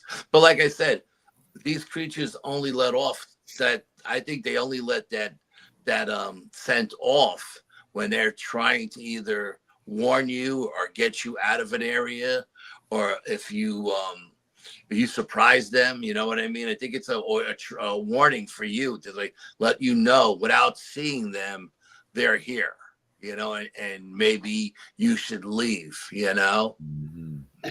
I agree with that. Yeah, 100%. Yeah, Jeffrey's one of my favorite. He's one of my favorite people too. Anyway, we got a couple more videos here. I don't see. Hey, did you show the bedding yet? Yes. Yeah. Okay, I thought I heard you when I was in the other room. Now, if you quit running away, you do that. So. I was telling Al that to me is too big to be a deer or anything. Yeah. Oh yeah. Oh yeah, no, those are holes. They're filled with. Unless you had like a 600-pound black bear bedded there. Yeah, no, it wasn't even that. No, like I said, that they were filled with all the leaf litter from the trees. I wish I would have got there earlier in the year before the leaves actually came down to see what the bedding was at the bottom of that stuff. You know, I've been in a couple of different Bigfoot nest structures, where like the TP structures, where the TP not only was the TP up, but there was trees, I call them like 6-inch diameter trees, woven through. You know what I mean? I don't know what has the strength to wove a tree to around other trees. I've been in one of them and found the bedding in there, and I've been in a nest where it looked like a giant eagle's nest. You know what I mean? Yeah. But I'd never been in one where it was, except for the Dogman den that I went into, that one was dug down, but it was different than these. These were down, but they were circular, and they weren't like a coyote den or a wolf den. It was just like a dugout nest, you know. Like I said, they were strategically set up that no matter what row you were in, the row in front of you wasn't blocking your vision. You know, that's why I asked you about the Native American thing, because like over here, up in the high Cascade Mountains and stuff, the natives use pit houses. Okay. And those pit houses looked identical to what you were showing. I thought that was kind of interesting. Yeah, I've no. seen some of those woven nests. Up here in the Northeast, they didn't. I think they used either, was it the Iroquois or the Mohegans had long houses. They called them long houses, and then I think the Iroquois just used the regular TP tents. Gotcha. They didn't. I know for a fact they didn't build in stone, and I think it was only, I want to say the Iroquois were the only ones who built long houses out of wood. You know, everybody else just had teepees. There was nothing. I don't recall anything being like a pit dug out and then a structure put over it. Yeah, Gotcha. yeah. Okay. Cool. Hey, Jerry, remember I told you when I was out there with Burkhart, I don't know, I think I Yeah. sent it to you, but you could still see kind of the remnants Yes. of that one that he showed us, Yeah. where there was still a bit of that nest woven together. Mm-hmm. There wasn't no way there was somebody out there in the state forest just randomly weaving it down. No. Not where this thing was. It's just a random place out there. Like no one went off trail, went out there and wove this thing together. Yeah. Yeah, no. As a matter of No. fact, I got 4 nieces that are all forest rangers, different parts of the country, and I had a niece from New Mexico send me some structures that she found off the beaten trail, and she said, "Uncle Al, is this what I think it is?" And I was like, "Yeah." And I go, "Where were they?" She go, "They were off, they were off the beaten trail, but they happened to be not far from like a meadow where deer would graze." She goes, "You think these were built by hunters?" And I said, "No." I said, was the wood cut?" She said, "No, they were all broke." I said, "Was it small wood or was it big wood? The trees?" She said, "No, they were all pretty big like trees, not like little branches put together." Mm. I said, "Yeah." I said, I said, "Did you go inside?" She's like, "No, I didn't have the nerve to go inside because I wanted to see what the bedding was, but Yeah. she goes, "I'm not like you, Uncle Al. I'm not going inside." Yeah, it's Al, have gutsy. you ever seen like anything blue in any of the nests or Anything blue? Yeah, we find a lot of Blue around evidence, here, blue balloons, stuff like that. blue Yeah. balloons, stuff like that. They like blue stuff. Yeah, the ones I'm dealing with here tend to like the more neon, brighter colors. For some reason, they like the bright yellow or the bright green or the pinks or oranges, stuff like that. They're not big on blues and purples or greens or anything like that. A lot of people I've talked to said that blue seems to be something that they seem to have an interest in. I don't know. Yeah, I've done experiments with different color strings to see, and what they'll do is they'll come in and they'll put knots in them, and then they'll leave me a gift of the same color. Oh, okay. And I was like, wow, these things actually see in color. They're like us; they can see in color because I'm putting an orange string up, and then I'm coming back, and I'm finding like an orange lacrosse ball in the middle of the woods, And I did that with a whole bunch of different strings, and they always come in and they knot them up, always, and they always leave me a gift of the same color. But I know when I leave glow sticks and stuff, the blue ones and the purple ones and the green ones, they always leave behind. They take the brighter ones. I don't know if these are the juveniles doing it. I never see them who comes in and takes them, but. Oh, well, Vaughn said she was wearing a blue raincoat when she saw the 2 little ones. Mm-hmm. Interesting. Yeah, the color blue That is. That's Yeah, powerful. Chris Reinhardt mentioned something to me too about blue as well, but not with the ones I'm dealing with here now. Jerry, what was all that? What are you listening to over there? My wife was bumbling around in the hallway and a doorway here, and I heard trying to listen to you all talk, and they're bumbling and carrying on. Sound like somebody was banging on the back wall, but it was. We're okay. We still got a heartbeat. We're doing good. Yeah. Okay, I'm going to play another video here. Okay. Let's see. Go with this one here. We got a helicopter flying around us, but we can't see it. But we can hear it. Don't know where it is. Sounds like it's coming back. Now it's circling us. Maybe it's going away now. I just wanted to get that for you guys because we heard that the last time. Now, every time we tend to get to the sacred site, the last 3 times we've gotten there, we've had this invisible helicopter show up, and I don't know if the site is being monitored, and they have sensors in the ground. You know what I mean? And then as soon as we get there, they send someone, but we never see the helicopter. And it usually comes back. It comes during the day because I like to do a day-night when I go. And it usually shows up as soon as we get there, and it usually comes back at night. And the last 2 times I didn't record it for some reason, but this time I wanted to get it because the people who know what I'm talking about, who heard the other experiences about we also have a ghost train that comes by as well. And so the last time the helicopter came back, and when it came back at night, you could feel the percussion of the blades, and it was it was moving the leaves. So, but we couldn't see it. No matter what spectrum of light we put the cameras in, we couldn't see it. So I said, you know what? I got a green laser.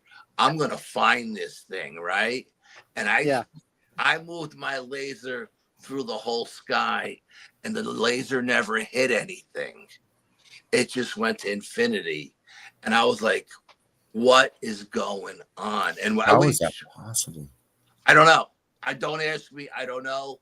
How does a helicopter fly above you in a beautiful blue sky and not be able to see it? You know, I hear stories of these helicopters that don't make any noise, but you can see them in the sky. Well, I've never seen one that didn't make any noise, but I've heard them that I can't see. So I don't know. But I wanted to record that day because this was the 3rd time there, and this is the 3rd time it came back. And I believe the first time it happened to us, it zapped our digital voice recorders because the digital voice recorder said that there was an error and the file was corrupted. Mm-hmm. And this time when it came back and we checked the digital voice recorders at the end of the night, all the files were shuffled. And I've had that same recorder for 12 years. So there's a ton of files on it. And we couldn't find the files from that night. And they were all shuffled around, and they all have the wrong dates on them. Wow. How does that happen? Wow. Unless somebody's using some really high-end technology to zap it. I don't know. I honestly don't know, because we sat in the car for an hour trying to find those files. It should have been the first file on the digital voice recorder, and we couldn't find them. Just couldn't find them. So I think the helicopter has something to do with zapping our files. Something very similar from Florida happened, was happening, or is thought to have been happening, with a drone flying around down there that was being possibly flown by federal government down there in an area that was well known for high strangeness. Yeah. Games. And it was thought to be jamming like audio recorders and stuff down there, cameras. Yeah. Yeah, I mean, I don't know how the files get corrupted, you know. And it's funny because I use 2 different audio recorders, because different recorders are set at different frequencies, and when you don't catch on one, you catch on the other. Okay, and one is voice activated, and one just runs for like 72 hours. And the voice activated one never comes on. And the one that runs for 72 hours is either always corrupted or the files are scrambled. Wow. It's crazy. That is. Yeah. I can't make this shit up, believe me. I have that kind of imagination. Yeah. I'm a pretty straight shooter, black and white kind of guy, you know? Yeah. It's like these blacked out helicopters you get at night at some places hovering over stuff. Yeah. Yeah. But you would think they would show up on thermal. If nothing else, thermal. They got to be putting that heat, you know. They have an engine, you know. But we couldn't get them on anything. You know, got 3 different cameras going, and it's not showing up on anything. Yep. That's crazy. One more video here real quick. Let's see. Okay. This is Sean, and this is the northern wall.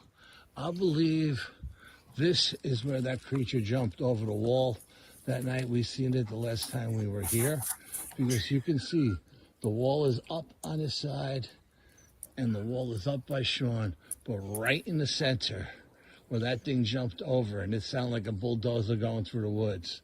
I think he knocked these stones over, because there are no down trees here that would have taken any of these walls down, except for this little stick right here, and that's not going to. That's the end of that. Yeah, it's the end of that one. Now, the backstory on that is we were there one night. It was full moon, and Psychic said that the portal was going to be opened and a creature was going to come through. She said she called it a bear squatch. She said it looked like a bear squatch. She said, be very careful with it. It's very dangerous. It doesn't know what people are. It's not from our realm. So again, me and my cousin say, we take it with a grain of salt, right? This is crazy. So I set up glow sticks all around us. And at one point during the night, I had a yellow glow stick in front of me, right up against the western ridge.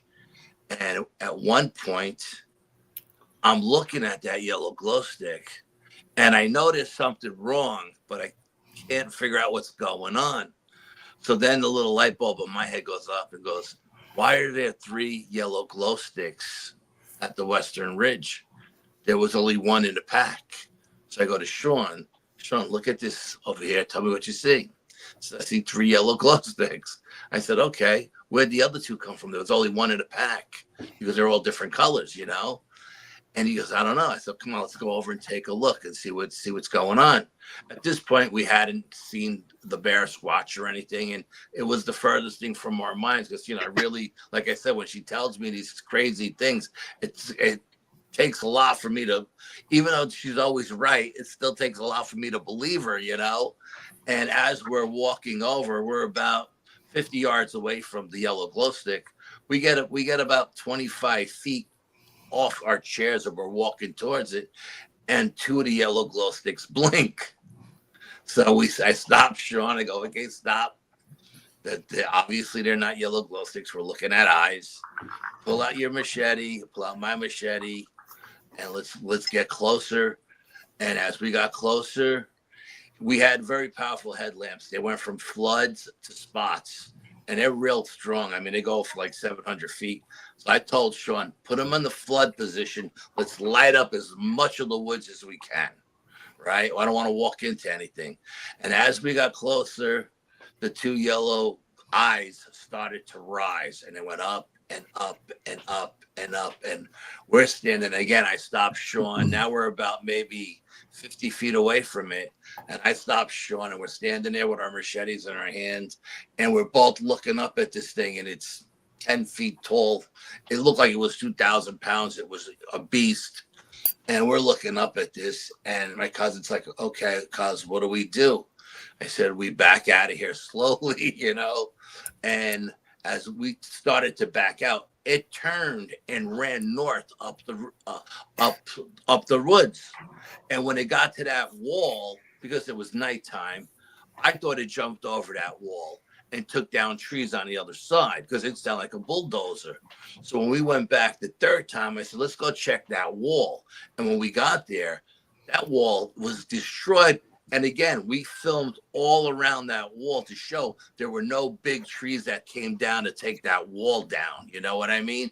And all the rocks were pushed to the north. There weren't anything to the south, And I said, I thought he jumped over it, but he must have hit the top of it when he ran through and knocked those boulders over. So then, we called our psychic, and she said, okay, it's time for you guys to go. And we packed up, and as we were hiking out, we were down along the trail that went along the lake. There's like a 52-acre lake there. And as we were walking along the lake, this creature must have came back and threw a giant stone at us because it went over our heads and it landed in the lake. And we heard the splash. We didn't see the size of the rock, but the splash went up about 25 feet, Wow. And my cousin Sean said, what the hell was that? Again, he's a kid from the city. I said, oh, don't worry about it. It's just a beaver. I told him, And he's like, that was the beaver. I go, yeah, the beavers are really big here, And he goes, okay. And we hiked out. And when we got to the car, I told him the truth. He goes, yeah, I didn't think that was a beaver, but I didn't want him to think that something was trying to kill us with, throwing giant boulders at us. But that night, when we decided to leave at the end of that night, we hiked down off the high plateau back onto the Appalachian Trail. We had gone down the trail again, right along the lake where we had the rock thrown at us. Maybe 50 feet behind us, the dog man was standing right where we came down off the high plateau, and he screamed again.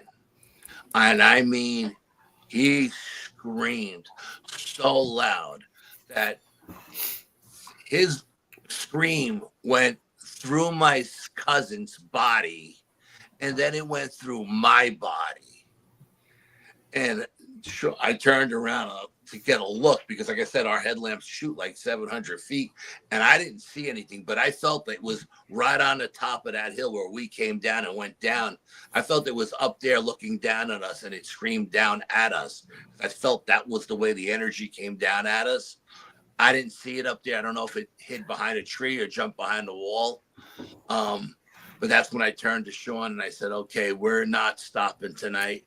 We're hiking out of here because I don't want this thing to, I didn't tell him this, but I didn't want that thing to flank us and get in front of us. And there's only one way out, and then we were going to have to find our way out, So we hiked, and we got about 3 miles away.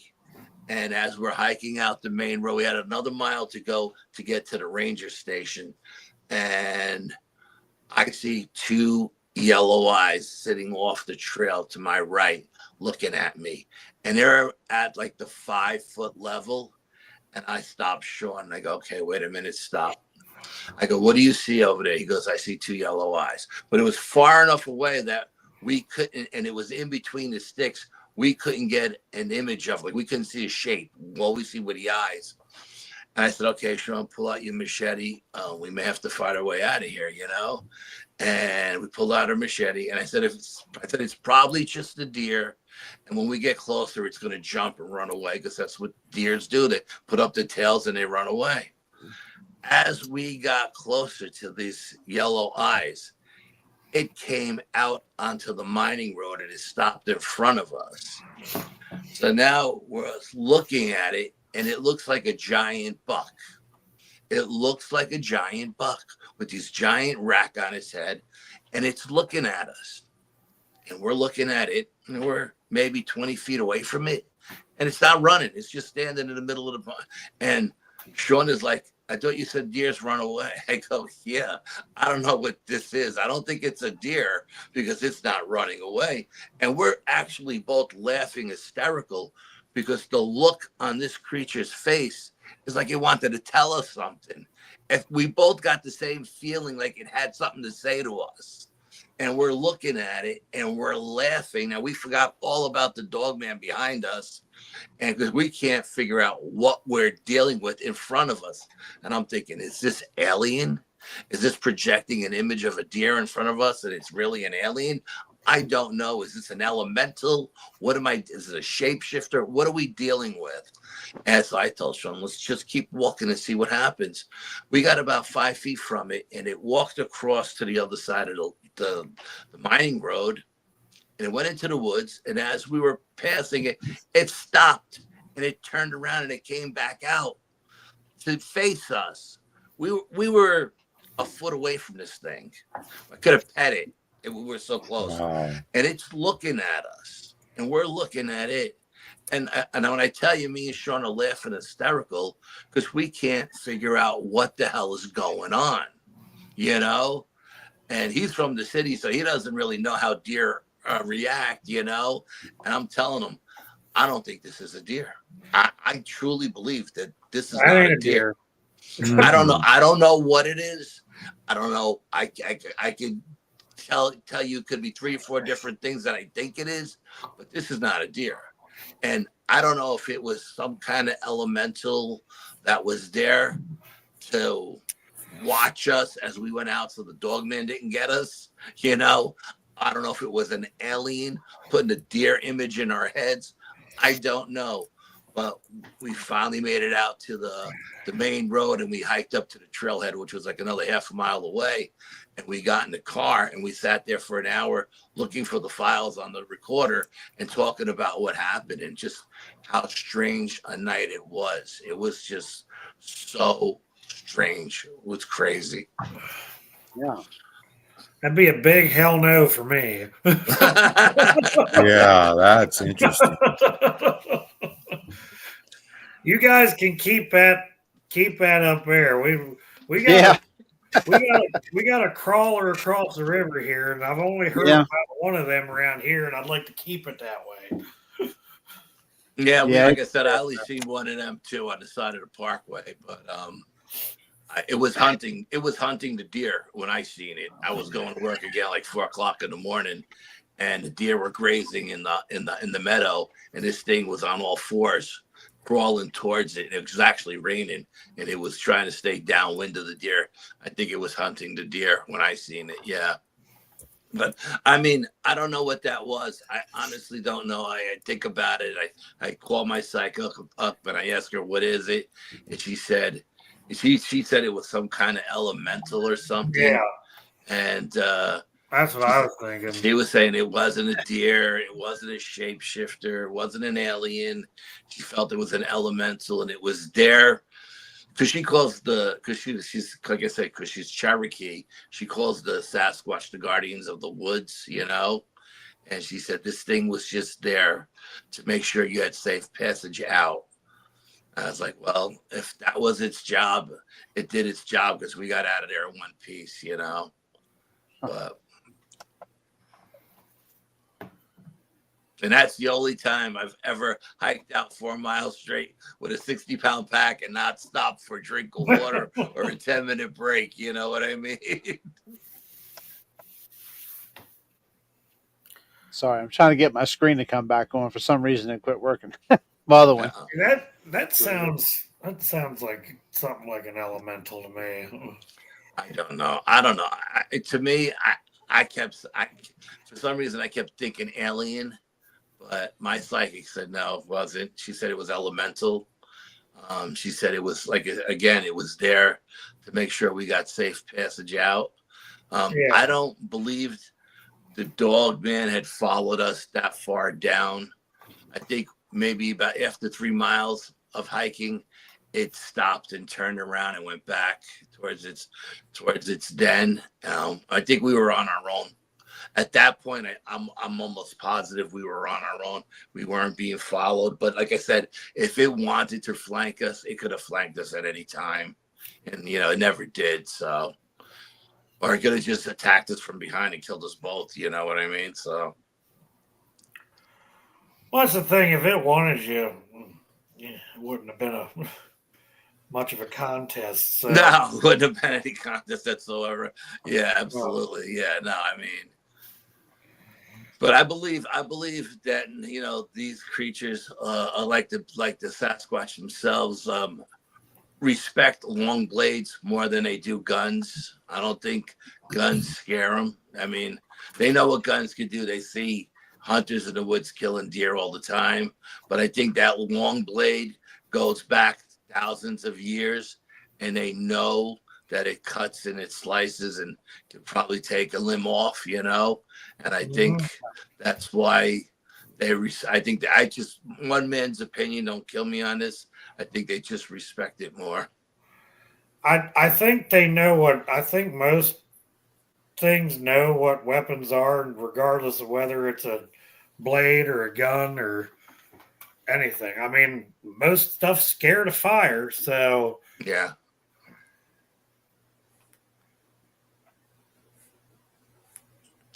That's my story, and I'm sticking to it. That's you guys got very any interesting. questions or anything, or anybody in the Yeah. chat's got any questions? I mean, Absolutely. I'll take whatever you guys want, you know. Now's your time.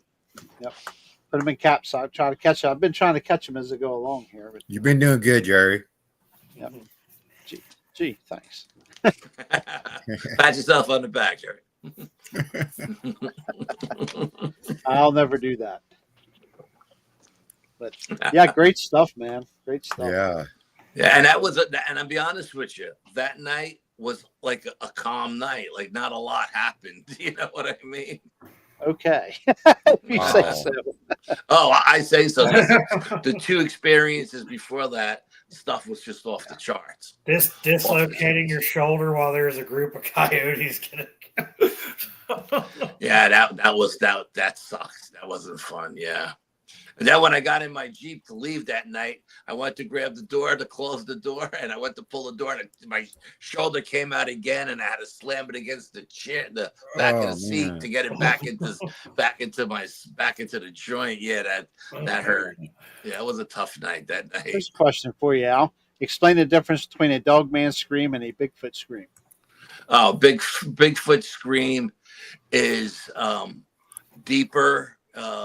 It's more like a whoop howl put together, where a dog man scream is more almost very raspy kind of scream, but very powerful. Yeah. Almost, I would put it like, to me, it sounds like almost like a pit bull bark, only a million times louder, because the pit bulls have that raspy bark, you know. It's got the canine sound to it. Yeah, definitely canine.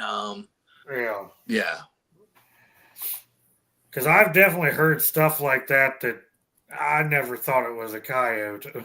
No. And then I've heard, you know, the Ohio howl, which you hear that, and then you hear something that sounds like that, you can tell the. Yeah, and Ohio howl, I wouldn't even call that a howl. I would call that a scream. Yeah. You know, the way it just goes Some on. people call it a howl. Some people call it a scream. I consider it more of a scream. Yeah, me too. Absolutely. Yeah, Mary from the Pennsylvania Bigfoot Project wants to know, aside from Hudson Valley, if you research anywhere else in New York State. Yeah, we've actually gone to New Jersey to do some research, some Sasquatch research in New Jersey. I've gone up. I'm going up this summer up to Connecticut to do some research with Chris Reinhardt, and Chris is coming down here to do some research at my location. So, but I've done some research in the Catskills. I've done a little research up in the Adirondacks as well. You know, I mean, the Adirondacks are 6 million acres. There's all kinds of stuff up there. We got my gun club has a hunting lodge up there, you know, so when I'm not up there hunting, I'm up there squatching, you know. Yeah, right. And the Catskill Mountain Range, which is I'm right at the southern base of that. The Catskill Mountain Range alone is 500,000 acres. So, right. Yeah. Now, did you ever do any research in Florida, or just? No, I never gone down with Chris or the other Chris Connor down there. No. The swamp is a tough place to research, man. I'm no good in the heat. I'm more of a cold person, you know. I like the cold. Are you a flesh and blood guy, or? I think when they're here, they're flesh and blood. I don't know what they are when they're not here. You know what I mean? According to Dr. Ketchum, Melba Ketchum's report, the nuclear DNA is a known male, and the monochronicle, I think I said that right, is a human female. So they're definitely part human and part something else. But I say the same thing about the dog, man. Like every time I get invited to one of these paranormal seminars, and I get to sit down with one of these world-renowned psychics, you know, I get to sit with them at their table. I always ask them the same question: where are these dog men from? And they all, to a person, say they're interdimensional. They're interdimensional. They all say that. And these people are real psychics. They're world renowned. You know what I mean? They're not bullshitting on TV. You know, they're not somebody at a carnival, you know, doing carnival tricks. These people know what they're talking about. So, but I think, and like I tell people all the time, when they're here, they're flesh and blood. They could be killed. You know what I mean? If you know where to shoot them, whether you're talking about a dogman or a Sasquatch, if you know where to put the round in, you know what I mean? You can kill them. Either one, yes. Or if you're using a big enough round or enough ammunition, you know what I mean? You could put them down. Yeah. Right. Not that I would ever kill either one, Yeah, you know, but absolutely. I'm not a kill person. Absolutely not. But I know the locations where to shoot to kill them if I had to, but not that I would want to, you know. Plus, if I don't usually carry my firearm when I go out because I don't want anybody else carrying, because I don't trust anybody with a gun other than myself. Exactly. And that's my philosophy. And if you're really going to put one of those two creatures down, you need something bigger than a 9mm, you know what I mean? Or a 357. Those are the two guns I have as far as pistols go. So you need something bigger than those, but it wouldn't do you much good. I told somebody recently it's a false sense of security. That's what it is. Yeah. Have you heard of them having like a almost like an armor chest? Like their chest almost being armor? I've never heard of the chest being armor, but their chest muscles are so thick and so strong, you know, like muscle wise, there's so much muscle there that I don't know if it's armor plated, but it would take a very powerful round to actually penetrate that muscle, you know? Yeah. Because there's even stories of like Native American arrows not penetrating or bouncing off of them, basically. Or well, you think about the amount of muscle that's there. Yeah. Especially on the Sasquatches. I tell people all the time, not that the dogmen are small, but I tell people all the time, I'm dying to see one. And I tell them, when you see one, okay, up close and personal, your brain is not going to comprehend what your eyes are seeing, because these things are not supposed to exist. And I'll tell you the truth, when I came back from Florida, I was screwed up for like 2 years after that. You know, I spent a lot of time in the woods in the city. You know, we had a giant woods. We had a couple of big woods around our neighborhood that we spent a lot of time in. And I could go in those woods because there was like stables there. We used to go horseback riding and everything. And I could go in those woods during the day, but I couldn't go in those woods at night anymore, you know. And we used to live in those woods at night, you know. Yeah, that was the one place the cops didn't bother you. Yeah. Ohio Bigfoot Research is asking if you have any clear Bigfoot photos. I have one I took. I was just taking photos in a 360. We were doing a Native American ceremony, and I was taking pictures in the 360, and I was capturing a lot of different color orbs with faces in them. And I didn't know that I actually captured a Sasquatch in the bushes watching us until somebody from California, I think it was, seen my photo on Facebook. And he said, you know, there's a Bigfoot in this picture. And I'm like, where? And he sent it to me. And because the way this guy found it, it was right where the light from the photo started to fade off. And it was like one tree that had, like, it was a little red maple, and it had some leaves on it. But it was in the shadows. And this, you know, we were so obsessed with the orbs in the photo, you know, because when we put it on a 60-inch screen TV for our evidence review, we were so obsessed with the orbs that we didn't notice the Sasquatch, but the Sasquatch was laying like on his arms like this, and he was looking at us from underneath the tree. And we believe it was the same Sasquatch that came over to try to get us. We were camped out on a high ridge above a dogman den. We didn't know the dogman den was there. We weren't there for the dogman. And we heard the Bigfoot come over on a parabolic mic, walk over to us. and then it did 3 whoops. And at one point of the night, it threw a rock the size of a bowling ball up over the trees, over the ridge, and it landed between me and 2 of my guys. And it rolled down and it hit one of my guys' chair. And after the whoops, my cameraman was ready to leave, and I said no. And then after the rock, my tech guy was ready to leave, and I said no. I thought there was more to come. And then we got bluff charged by a dog man. But we didn't know it was a dog man. I thought it was either a mountain lion or a black bear coming up the ridge, you know. But I took a picture, again, in the photograph. I didn't see it in the photograph.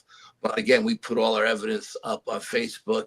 And again, this guy from California said, you know, there's a dog man in that photo. And every time he would send me these images, I would go to my SD card to look for it because I thought it was all Photoshopped, to be honest with you. And then sure as shit, there it is on the SD card, and no one noticed it. You know, we got 6 guys sitting around a 60-inch TV, and nobody noticed it. You know, so we caught a dog man that night, and we caught a Bigfoot, and I think that Bigfoot was there to make sure that the dog man who bluff charged us wasn't following us over to their side of the woods. You know, because the guy. The Bigfoot that was under the tree, he was a big boy. He had like a lion's head, a big, head. He was really big. Yeah. That's the only 2 images I have of either creature. You know what I mean? I throw away a ton of shit. I mean, I'm not a blob squatch guy. I'm not a pareidolia guy. So if it's not a clear picture to me, I just throw it away.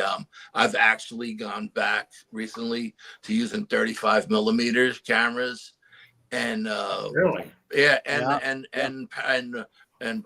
Polaroids, because they both have negatives, and if it's on the negative, then I know it's there. You know, Right. and there's no argument to it, and I don't want to argue over pareidolia. You know. Well, that's Digital- the problem with digital- taking pictures of feet, footprints and stuff too. What's that? I missed it. What'd you say? That's the problem with taking pictures of footprints too. I've got pictures of footprints, and I mean you can see stuff, but unless you've got LiDAR and you see it in person, it's one thing to get a picture of it, but it's another to actually be able to. Yeah, I wish my phone had LiDAR on it. Absolutely, yeah. Mine But I've too. said, but you know what? Footprints. I mean, I haven't come across that perfect footprint yet. I'm still looking for that perfect one. I do have one that I found, but I was out with someone else researching, and they casted it for me. But I haven't found the perfect one yet, but I've found tons of footprints. But like you said, in photographs, they're easier to see in person than they are in a photograph, Yeah. So I wish I had the LiDAR on my phone, but it's just, I don't have I guess my phone's not updated enough yet. We'll get I found one. Go ahead. 35 millimeter is a good move to get away from the digital in that particular instance, because you could do a lot of stuff with digital stuff. Now, what were they as far as using? altering? What But were the they 35 using millimeter, when they had 30 Patterson Gimlin? Was that 35? No, I think that was 16 millimeter. I'm gonna cut him off next time. I think The that was 35 16 millimeter, you can alter photos, but that's all done in the dark room with double Wow. exposure negatives, et cetera, et cetera. Yeah, I don't yeah, know. Digital, and especially AI today, it's Yeah, AI is So much going stuff to you make can everything impossible now. Yeah, it was bad enough with CGI. Now AI, forget about it. Yeah. Yeah, I just like I said, I just think when you have a negative, if there's an image on the negative, then there's actually something there. Yeah. What about 360 cameras? Mary's asking if you. I don't have a 360. I know Chris Reinhardt does, and he swears by it. But I'm tired. I got to be honest with you. I'm tired of spending money on equipment. I got 10 duffel bags worth of equipment, and I use one little black backpack with the same 4 pieces of stuff. You know what I mean? So I got a lot of equipment I don't even use anymore, and or I only used one time, and I just refuse to spend any more money on equipment. Gotcha. Go ahead, Yeah. David. I'm sorry. Yep, he disappeared. Go ahead, Jeff. You're next. Sorry. Oh, you were going to say something. Go ahead. Jerry and I have recently invested in a lot of equipment. Well, already have a video and photo business. Well, I in a, mean, in a different genre. we got our thermals this year. We got more audio recorders, Oh yeah, parabolics. Yeah, I love my parabolic. Oh my god, those I things love it. are amazing. I love my parabolic. That used to be my favorite tool when I was out in the field. Is a parabolic, yeah. As cheap as they are, they're like they're in. I mean, it's yes, it's crazy how well they work for what they what you phenomenal piece of equipment. Absolutely, yeah. And I think I paid like $40 for mine on Amazon. Yeah, I think that's what I paid for mine too. Yeah. And it works great. Works great. I swear I by it. Yeah, I haven't heard of Bigfoot or anything of that nature, but yeah, testing mine out, just for instance, I just started directional standing out on the front porch here, and I caught a dog barking. I'm like, oh, cool, couldn't hear without it. Make sure, yeah. Took the headphones off. I couldn't hear that dog barking. No, absolutely That's not. amazing. Yeah, they're great pieces of equipment. Yeah, I mean, look, don't get me wrong. I love my thermal and my UV and my IR camera and all of that stuff. I love it all. I really do. And I have all kind of. I've been using my ghost hunting equipment for bigfooting since day one, because that's how we really originally started as a ghost hunting team. Not that I hate the term ghost hunting, but paranormal investigator. And I've always used it was the only equipment we had, so we used it wherever we went, and then you start investing in more and more, and you buy this and you buy that, and you have 10 duffel bags worth of stuff. I mean, I'm lucky my wife puts up with all that. I love having my thermal now. Yeah, night vision's good too. I got to get a night vision, but that thermal, Jerry and I both have the same ones. And hey, I've even used it to find deer that I couldn't trail. Oh, sure. Absolutely. Yeah. Yeah. Yeah. I mean, I love the thermal. I mean, I love my flare. It's my second flare I had. The first one eventually died, but I love it. They work great. That's why I was so shocked when I used it on the UFO and the UFO didn't show up on it. That was a little baffling to me. Like, what kind of propulsion system does it have? It's not putting off any heat. That was pretty wild. Yeah. David, you were going to say something earlier. I was just telling you that I was going to be right back. Sorry. He's talked more tonight than he's talked since the first show, or first show he came on. I've been quiet most of the night. Tried to. Hey, look, I'm here. Ask me anything you want. I'll answer anything you guys want. I'll answer it as honest as I can. I don't know. I'll be the first one to say I don't know. The chat has seemed to have shifted gears towards the women that's on there. So, this wow. person's hot. That person's hot. Bunch of hotties on here. I don't know. Oh, well. Sorry, Al. That's okay. Yeah, I understand. It's been 2 hours, Hey, Al, you're hot too, man. What? Spread the love. I'm an old broken down man. Yeah. Yeah. Mary, have you used your EMF detector in Bigfoot research? What's the results? Absolutely. I use it every single time I go out. Sometimes I get results. Sometimes I don't. What I usually do is I like to set up a glow stick, an EMF meter, and a trinket. I like to gift trinkets. Whether it's a squeaky toy for a dog, or a quartz crystal stone, or something like that, and I'll put all three together and see what they're going to take. And sometimes the EMF meters go off, and something is there that's putting off EMF, and it doesn't necessarily mean it's a Bigfoot. It could be something else. And then last time I went out, I had those little cat balls that light up when you touch them, and I had one of my cat balls taken, but it never went off. We never seen it go off. So yeah, absolutely. I use my EMF meters. I use all kinds of stuff, all kinds of paranormal equipment when I go out. Do you ever find rock stacks, Al? Oh, absolutely. Yeah. First time I found them, I it freaked me out. I thought I was in the Blair Witch Woods. You know what I mean? I was like, oh, what the hell is this? Because we were finding them like on cliffs or ledges that you had to be like a billy goat to get up there. And I'm like, what's going to climb up there? Number one. And then what's going to climb up there are rocks and put Yeah. these, stack these rocks. And yeah, absolutely. Yeah. Where I go, usually there's one location, not the other locations, but the sacred site location.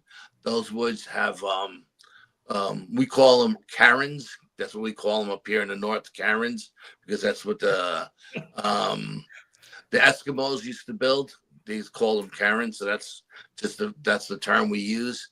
The rock stacks, and you can tell the ones that are made by people, and you can tell the ones that are made not by people, because the ones that are made by people are on a tree stump or in the middle of a trail, and the ones that aren't made by people are in a location that it's almost impossible to get to. Never mind carrying rocks up there too. Yeah. Yeah. Now in Maryland, I've had a few of my friends who used to work for Department of Natural Resources, like in the Parks Department, and they're like, "Oh well, the hippies do that. It's called NART, and the higher ups tell us to destroy it because it's people messing with the rock and stuff in the creeks." And I'm like, do you ever see any of these people stacking this stuff up? And I'm like, I didn't think about it at first, and then I'm thinking, what the hell are they talking about? Because I've never gone out to any park and seen a bunch of hippies out there stacking rocks up. Maybe in California, not here in New York. I haven't seen any hippies out here doing it. But we do have a lot of like higher consciousness people up here, Yeah. and if you go into the woods at certain times of the year, like the summer equinox or the winter equinox and stuff like that, you'll have those higher consciousness people. They will stack rocks, or even the Wiccans. They'll go out, and the Wiccans do ceremonies in the woods, and they worship the rocks too, and they'll stack rocks in certain formations. But like I said, you can tell the difference between human and non-human stacking. Absolutely. How about a REM pod? Misty asked if you use a REM pod. No, I don't use a REM pod because it's basically the same thing as an EMF meter. You know what I mean? He's already got 10 bags of stuff. He doesn't need it. Yeah, I don't need a REM pod. No, I got 10 bags of stuff. Like I said, I have the EMF meters. I have the periscope wands, the cat balls. I have all kinds of stuff that I use, and I got bells. I'll hang up bells. Sometimes you put like little shingle bells up, and the juveniles will come in and ring them. They like to play with the bells and stuff. So I'll put bells out there. All kinds of stuff. I'm always using trinkets. Yeah, Sisters of the Moon, I think, did that on that one video down south. They did. Yeah. Yeah. And I mean, like I said, I like to go old school, new school. I love the high tech stuff, but I also love the low tech stuff. The low tech, I'll use dowsing rods, and stuff like that. I'll use a compass. I'll use all kinds of stuff. Yeah. Yeah. Mary's asking if there's wind turbines in your research area, as they like to hang around those infrasound jaws, though. No, I don't have any wind turbines in our area. No. All right. And we had another one here. I got to catch up to it here. The difference between the rock stacks. What's the difference between a human and a... Like I said, the human rock stacks are usually put on level ground or a level tree stump or something like that. Where the non-human ones are put in locations that's impossible to get to. And then they'll stack rocks that defy the laws of physics. Like they shouldn't be able to stay the way they stack them, but yet they stand and they don't come down. Like we have one that's on the ledge. No matter how hard the wind blows or how much rain and soil comes off that ledge, this thing never moves. And I don't understand how this thing hasn't fallen off the edge of this ledge all these years. And it's just, for some reason, it's just there and it never moves. But yeah, you can tell the difference, believe me. And there's also energy that comes off them too. So if you're using meters that measure energy, and it doesn't have to be EMF, it can be anything, any kind of meter, and you see something that doesn't quite feel right to you, and you measure with a meter, and it's putting off energy, then it's probably non-human. Okay. Al, have you ever seen like on ridge lines? You ever seen like rocks like in a ring around stumps? I had an ascension a couple of years ago where I was told the secrets of the universe, and I was brought up into the heavens, and I was told when I came back down that I would find, listen to this, I would find proof, because I thought it was a dream. And I said to myself, I said, man, this is like the weirdest dream. I'm flying up in the heavens. I have something pulling me. I can't see it, but it's talking to me. I can't hear it, but it's pushing me from behind. I'm going up a rainbow bridge with the most brightest color, purest colors you ever seen. And as we're going up to the heavens, I'm seeing mathematical equations. I'm seeing music notes. I'm seeing Tesla. I'm seeing Einstein. I'm seeing Bach. I'm seeing Beethoven. And I'm seeing all these geniuses. And I'm like, what the hell is going on? And this voice is telling me, we're going to give you the secrets of the universe tonight. And then when I come down, before I actually get back into my body, they tell me the secrets of the universe. And I say to my guide, who's ever guiding me, man, that was the weirdest dream I ever had in my life. And they said, it's not a dream. They said, when the snow melts, you'll see the sign in the yard. So I have an immediate backyard, then I have a stone wall, and then I have a far backyard that goes up into the apple orchard. Well, we had 16 inches of snow on the ground at the time, so I had to wait for the snow to melt. When the snow melts, behind my stone wall, around one of my cedar trees, was quartz crystal stones the size of a bowling ball set up around around this cedar tree. I don't know where those stones came from. I don't have any quartz in my yard. My neighbors don't have any. I've been up in these woods with my kids when they're small with BB guns, hunting and stuff like that. I never seen any quartz stones sticking out of the dirt. So that was my sign, and it was set up around a tree. And when I talked to a friend of mine who's a higher consciousness guy, because I'm not really a higher consciousness person, and he said, okay, that's a meditation ring. And when I found it, the little voice in my head said, touch the tree. And I touched the tree, and I felt the tree vibrating. And then the voice in my head said, touch the stone. And I felt the stone vibrating, and I felt the energy go through me and into the tree.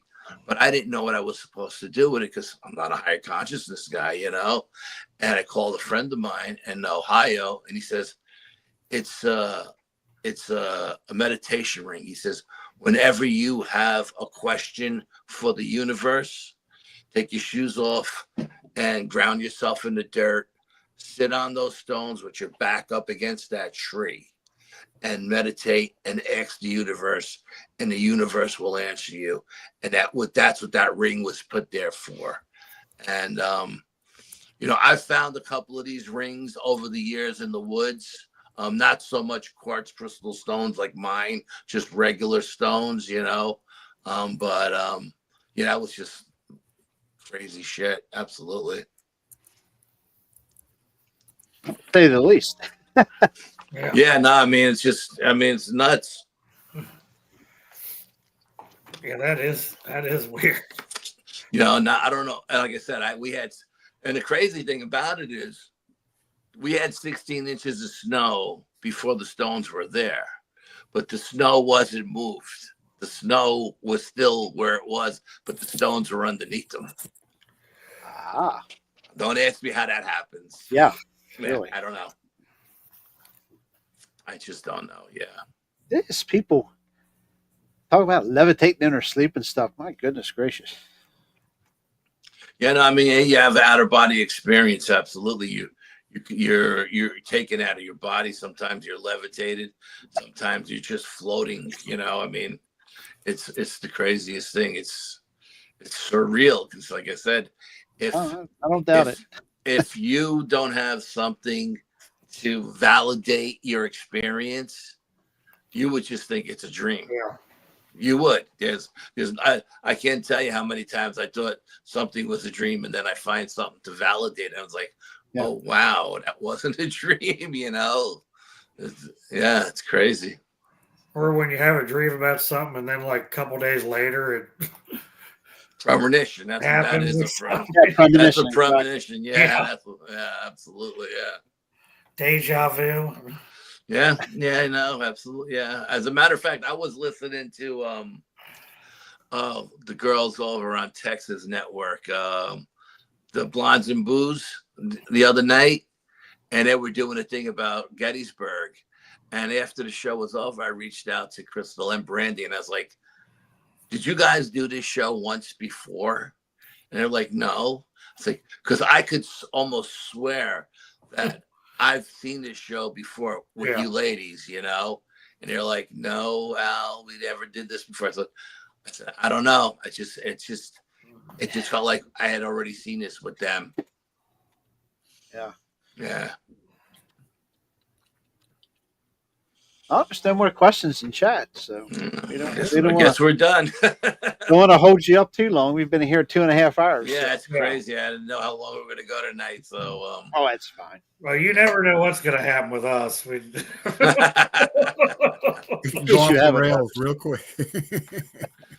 Well, yeah, when you know what, especially when you have 3 hosts and all the hosts want to ask questions, and then you're taking questions from the chat, time could just blow. You could blow through time like in a blink of an eye. Yeah, I'm Can't surprised. tell you from New York. Can't tell you from New York. Axe. I get a kick out of that. Axe.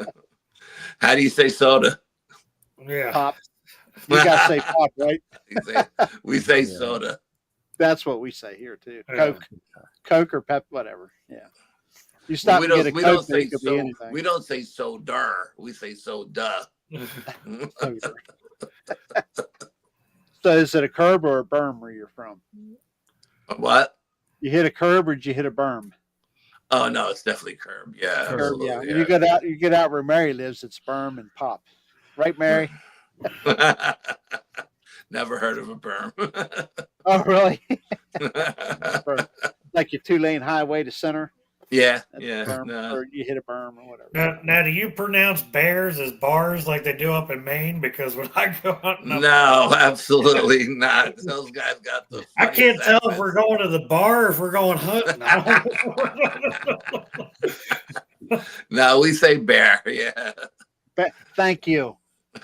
He said bear, not bears. Thank you. We say David bear. Blaylock. Yeah. David Blaylock. Or You should have seen Bar hunting. all the bears I seen today instead of bear. Bear is singular and plural. Just in case you didn't know that. unless I you're get from on it. Oregon. Unless you're from Oregon. We all pick on everybody. That's it. That's what's happening. All in fun. Absolutely. Yeah. It's a beautiful thing, man. It is. Gentlemen, Big happy family. it's been a pleasure.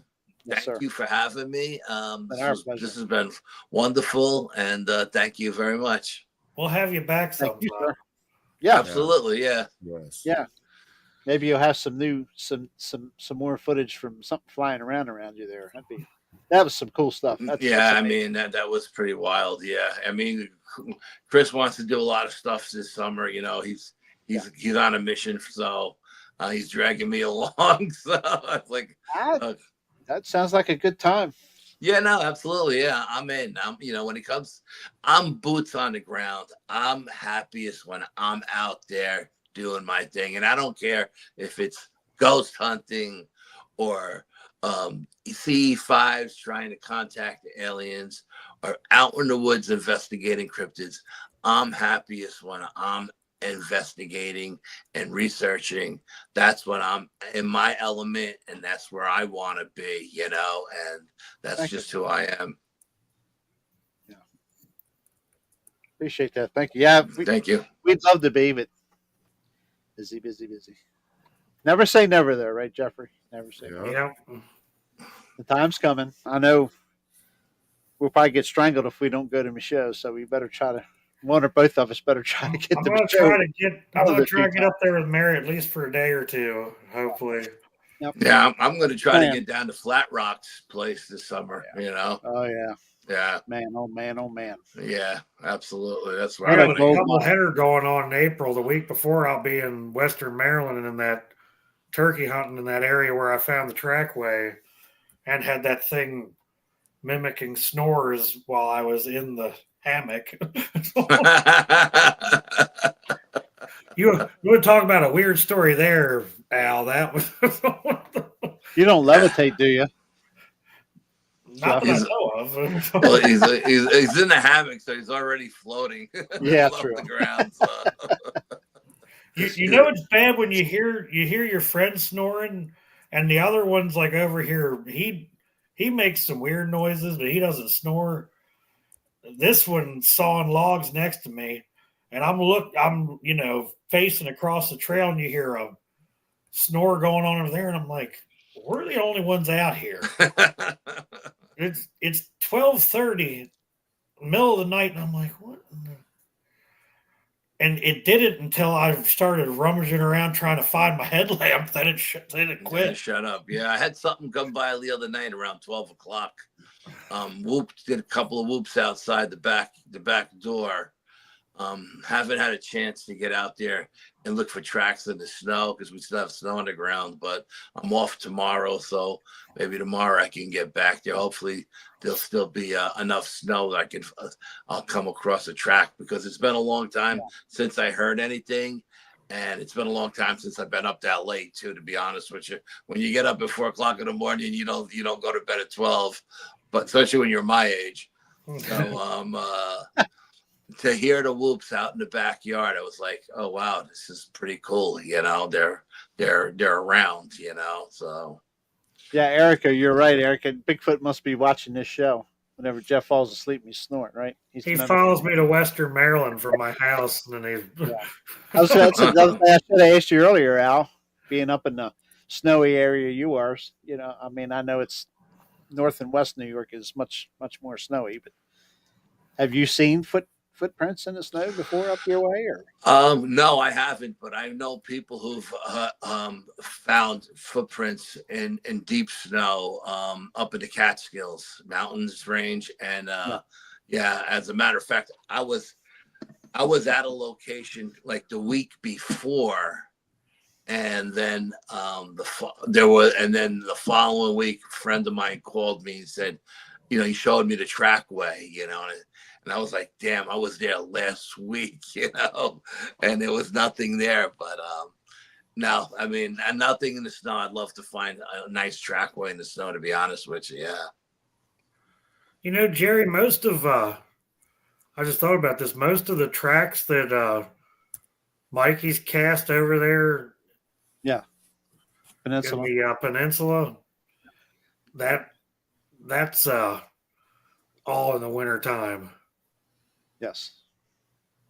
Yep, I remember you saying something about that a while back when you first. And now this place is up against a dump.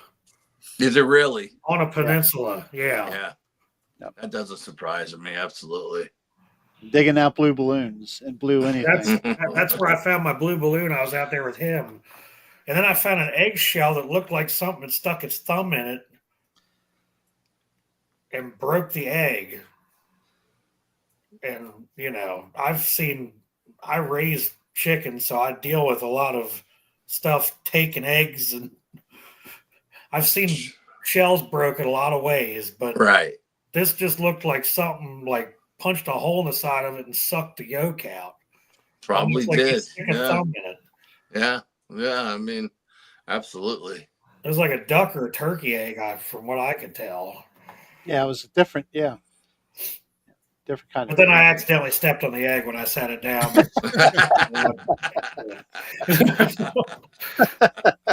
So much for that evidence. Well, I was looking at the balloon while I was trying to do too many things at one time, and I was trying to take pictures of it, and I was smoking a cigar.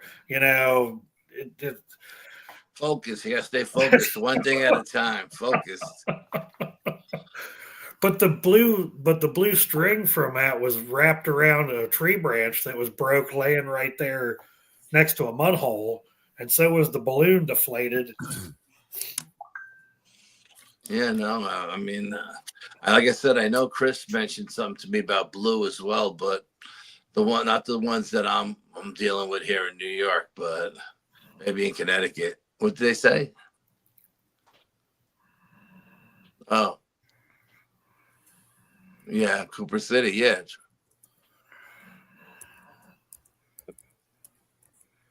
Yeah, he lives not far from that. Oh, yeah, Cooper City is like the next town over. Yeah, absolutely. 1 mile. Yeah, less than 1 mile from where you're talking about. Yep. There, yeah, Cooper City. Yeah, like I said, the woman who did the report for me on the BFRO, her uncle was a cop, and he had 2 sets of books. The one that he took the official report, and the one that the one that wasn't unofficial, and he told her that when he retired, he would give her all his skunk ape reports, that like the peeping Tom stuff and stuff like that, and she could write a book on it. I don't know if she ever did or not, but yeah, I mean, she had an inside guy there, her uncle being a cop. So he said, like I said, you got to understand, 74 was a different world down there. Yeah. It was real rural, it was real country, and folks called up and said there's a 7-foot black man looking in my window. The sheriff was coming out to see what was going on, So there's one for you, Jeff. Oh. Or blue. Okay. Al, we won't hold you up anymore. Okay. Let's get there. I know how if you're, I'm a couple of years younger than you, and I'm getting tired. So I'm pretty sure you're like really beyond tired. I'll be out after we hang this up because I've been up since 4. I've been up since 4 too. But you know what? I'm so wound up now. I'm gonna have to go downstairs and watch TV for an hour just to calm down. Yeah. I won't have to do that. I had the cursor over top the solo layout waiting for you to start dozing off, Jeff. Okay, gentlemen. Anyway, again, thank you very much. Al. Greatly appreciate it. Nice meeting all of you guys. And Jeff, thank you for inviting me on. And David, and Jerry, thank you very much. Absolutely. Greatly appreciate it, guys. Thank you. We'll be happy to have you back sometime. Yeah, it's great meeting you, man. Yeah. Oh, great meeting you guys too. Anytime you want me, you got me. Just shoot me a message, and you got me. Maybe you and Chris will get across something good here soon and early enough. We'll get both of you on here. That'd be cool. Yeah, you know what? I took Chris. I don't want to get into it, but when I took Chris to the sacred site last year, he had something happen to him there. But I don't even know if he'll ever go back. But that's a story to have him on. You know what I mean? I'll let him do all the talking. But yeah, it was pretty wild, crazy night. He was supposed to sleep at my house. He went home that night. Oh wow! Yeah, that must have been pretty serious. Yeah, it was serious. Yeah. All right, gentlemen. Again, thank you very much. Good night. You, sir. Appreciate it. Ciao. Okay. Wow. Ooh. Now I know we didn't even begin to touch the tip of the iceberg with him. Oh, I know there's a lot of other stuff in there. Yes. But man. Hi, Bobby.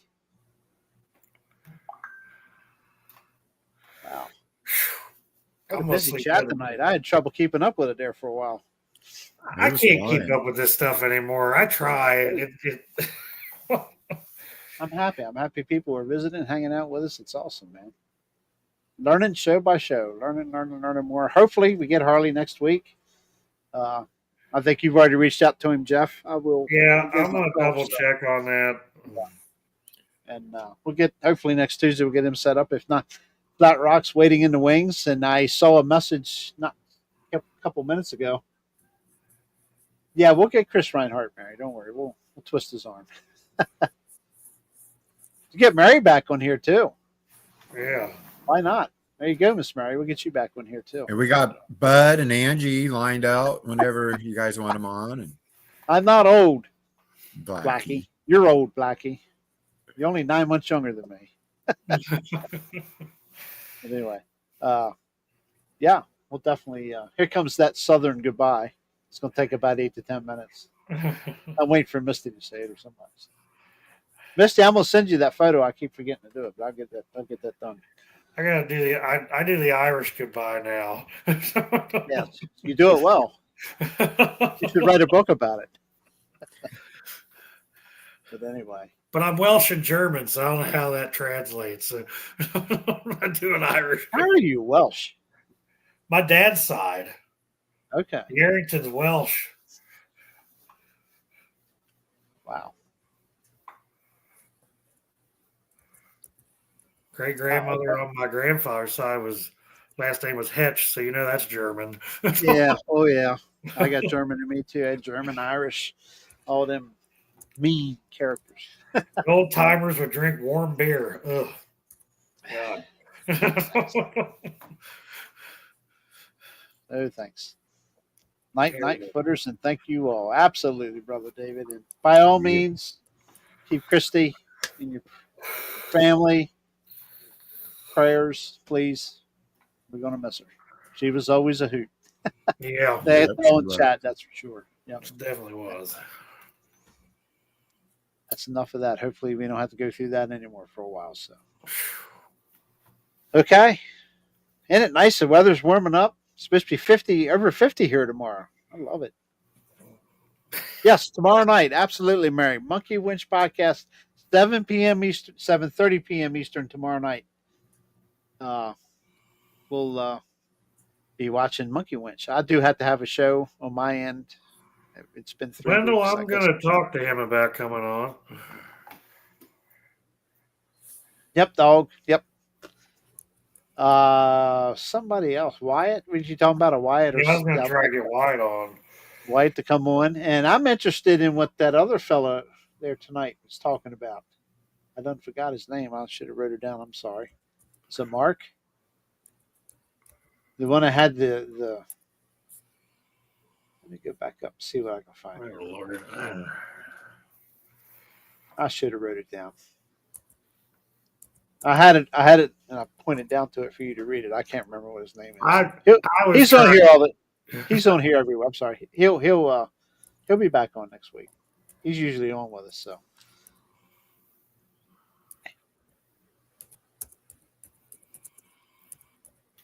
Listen to Blaylock just typing away, man. Click, click, click, click, click, click, click. Going after it. All right. Wow, 2:48. We're getting out of here before 3 hours. I might actually get some sleep tonight.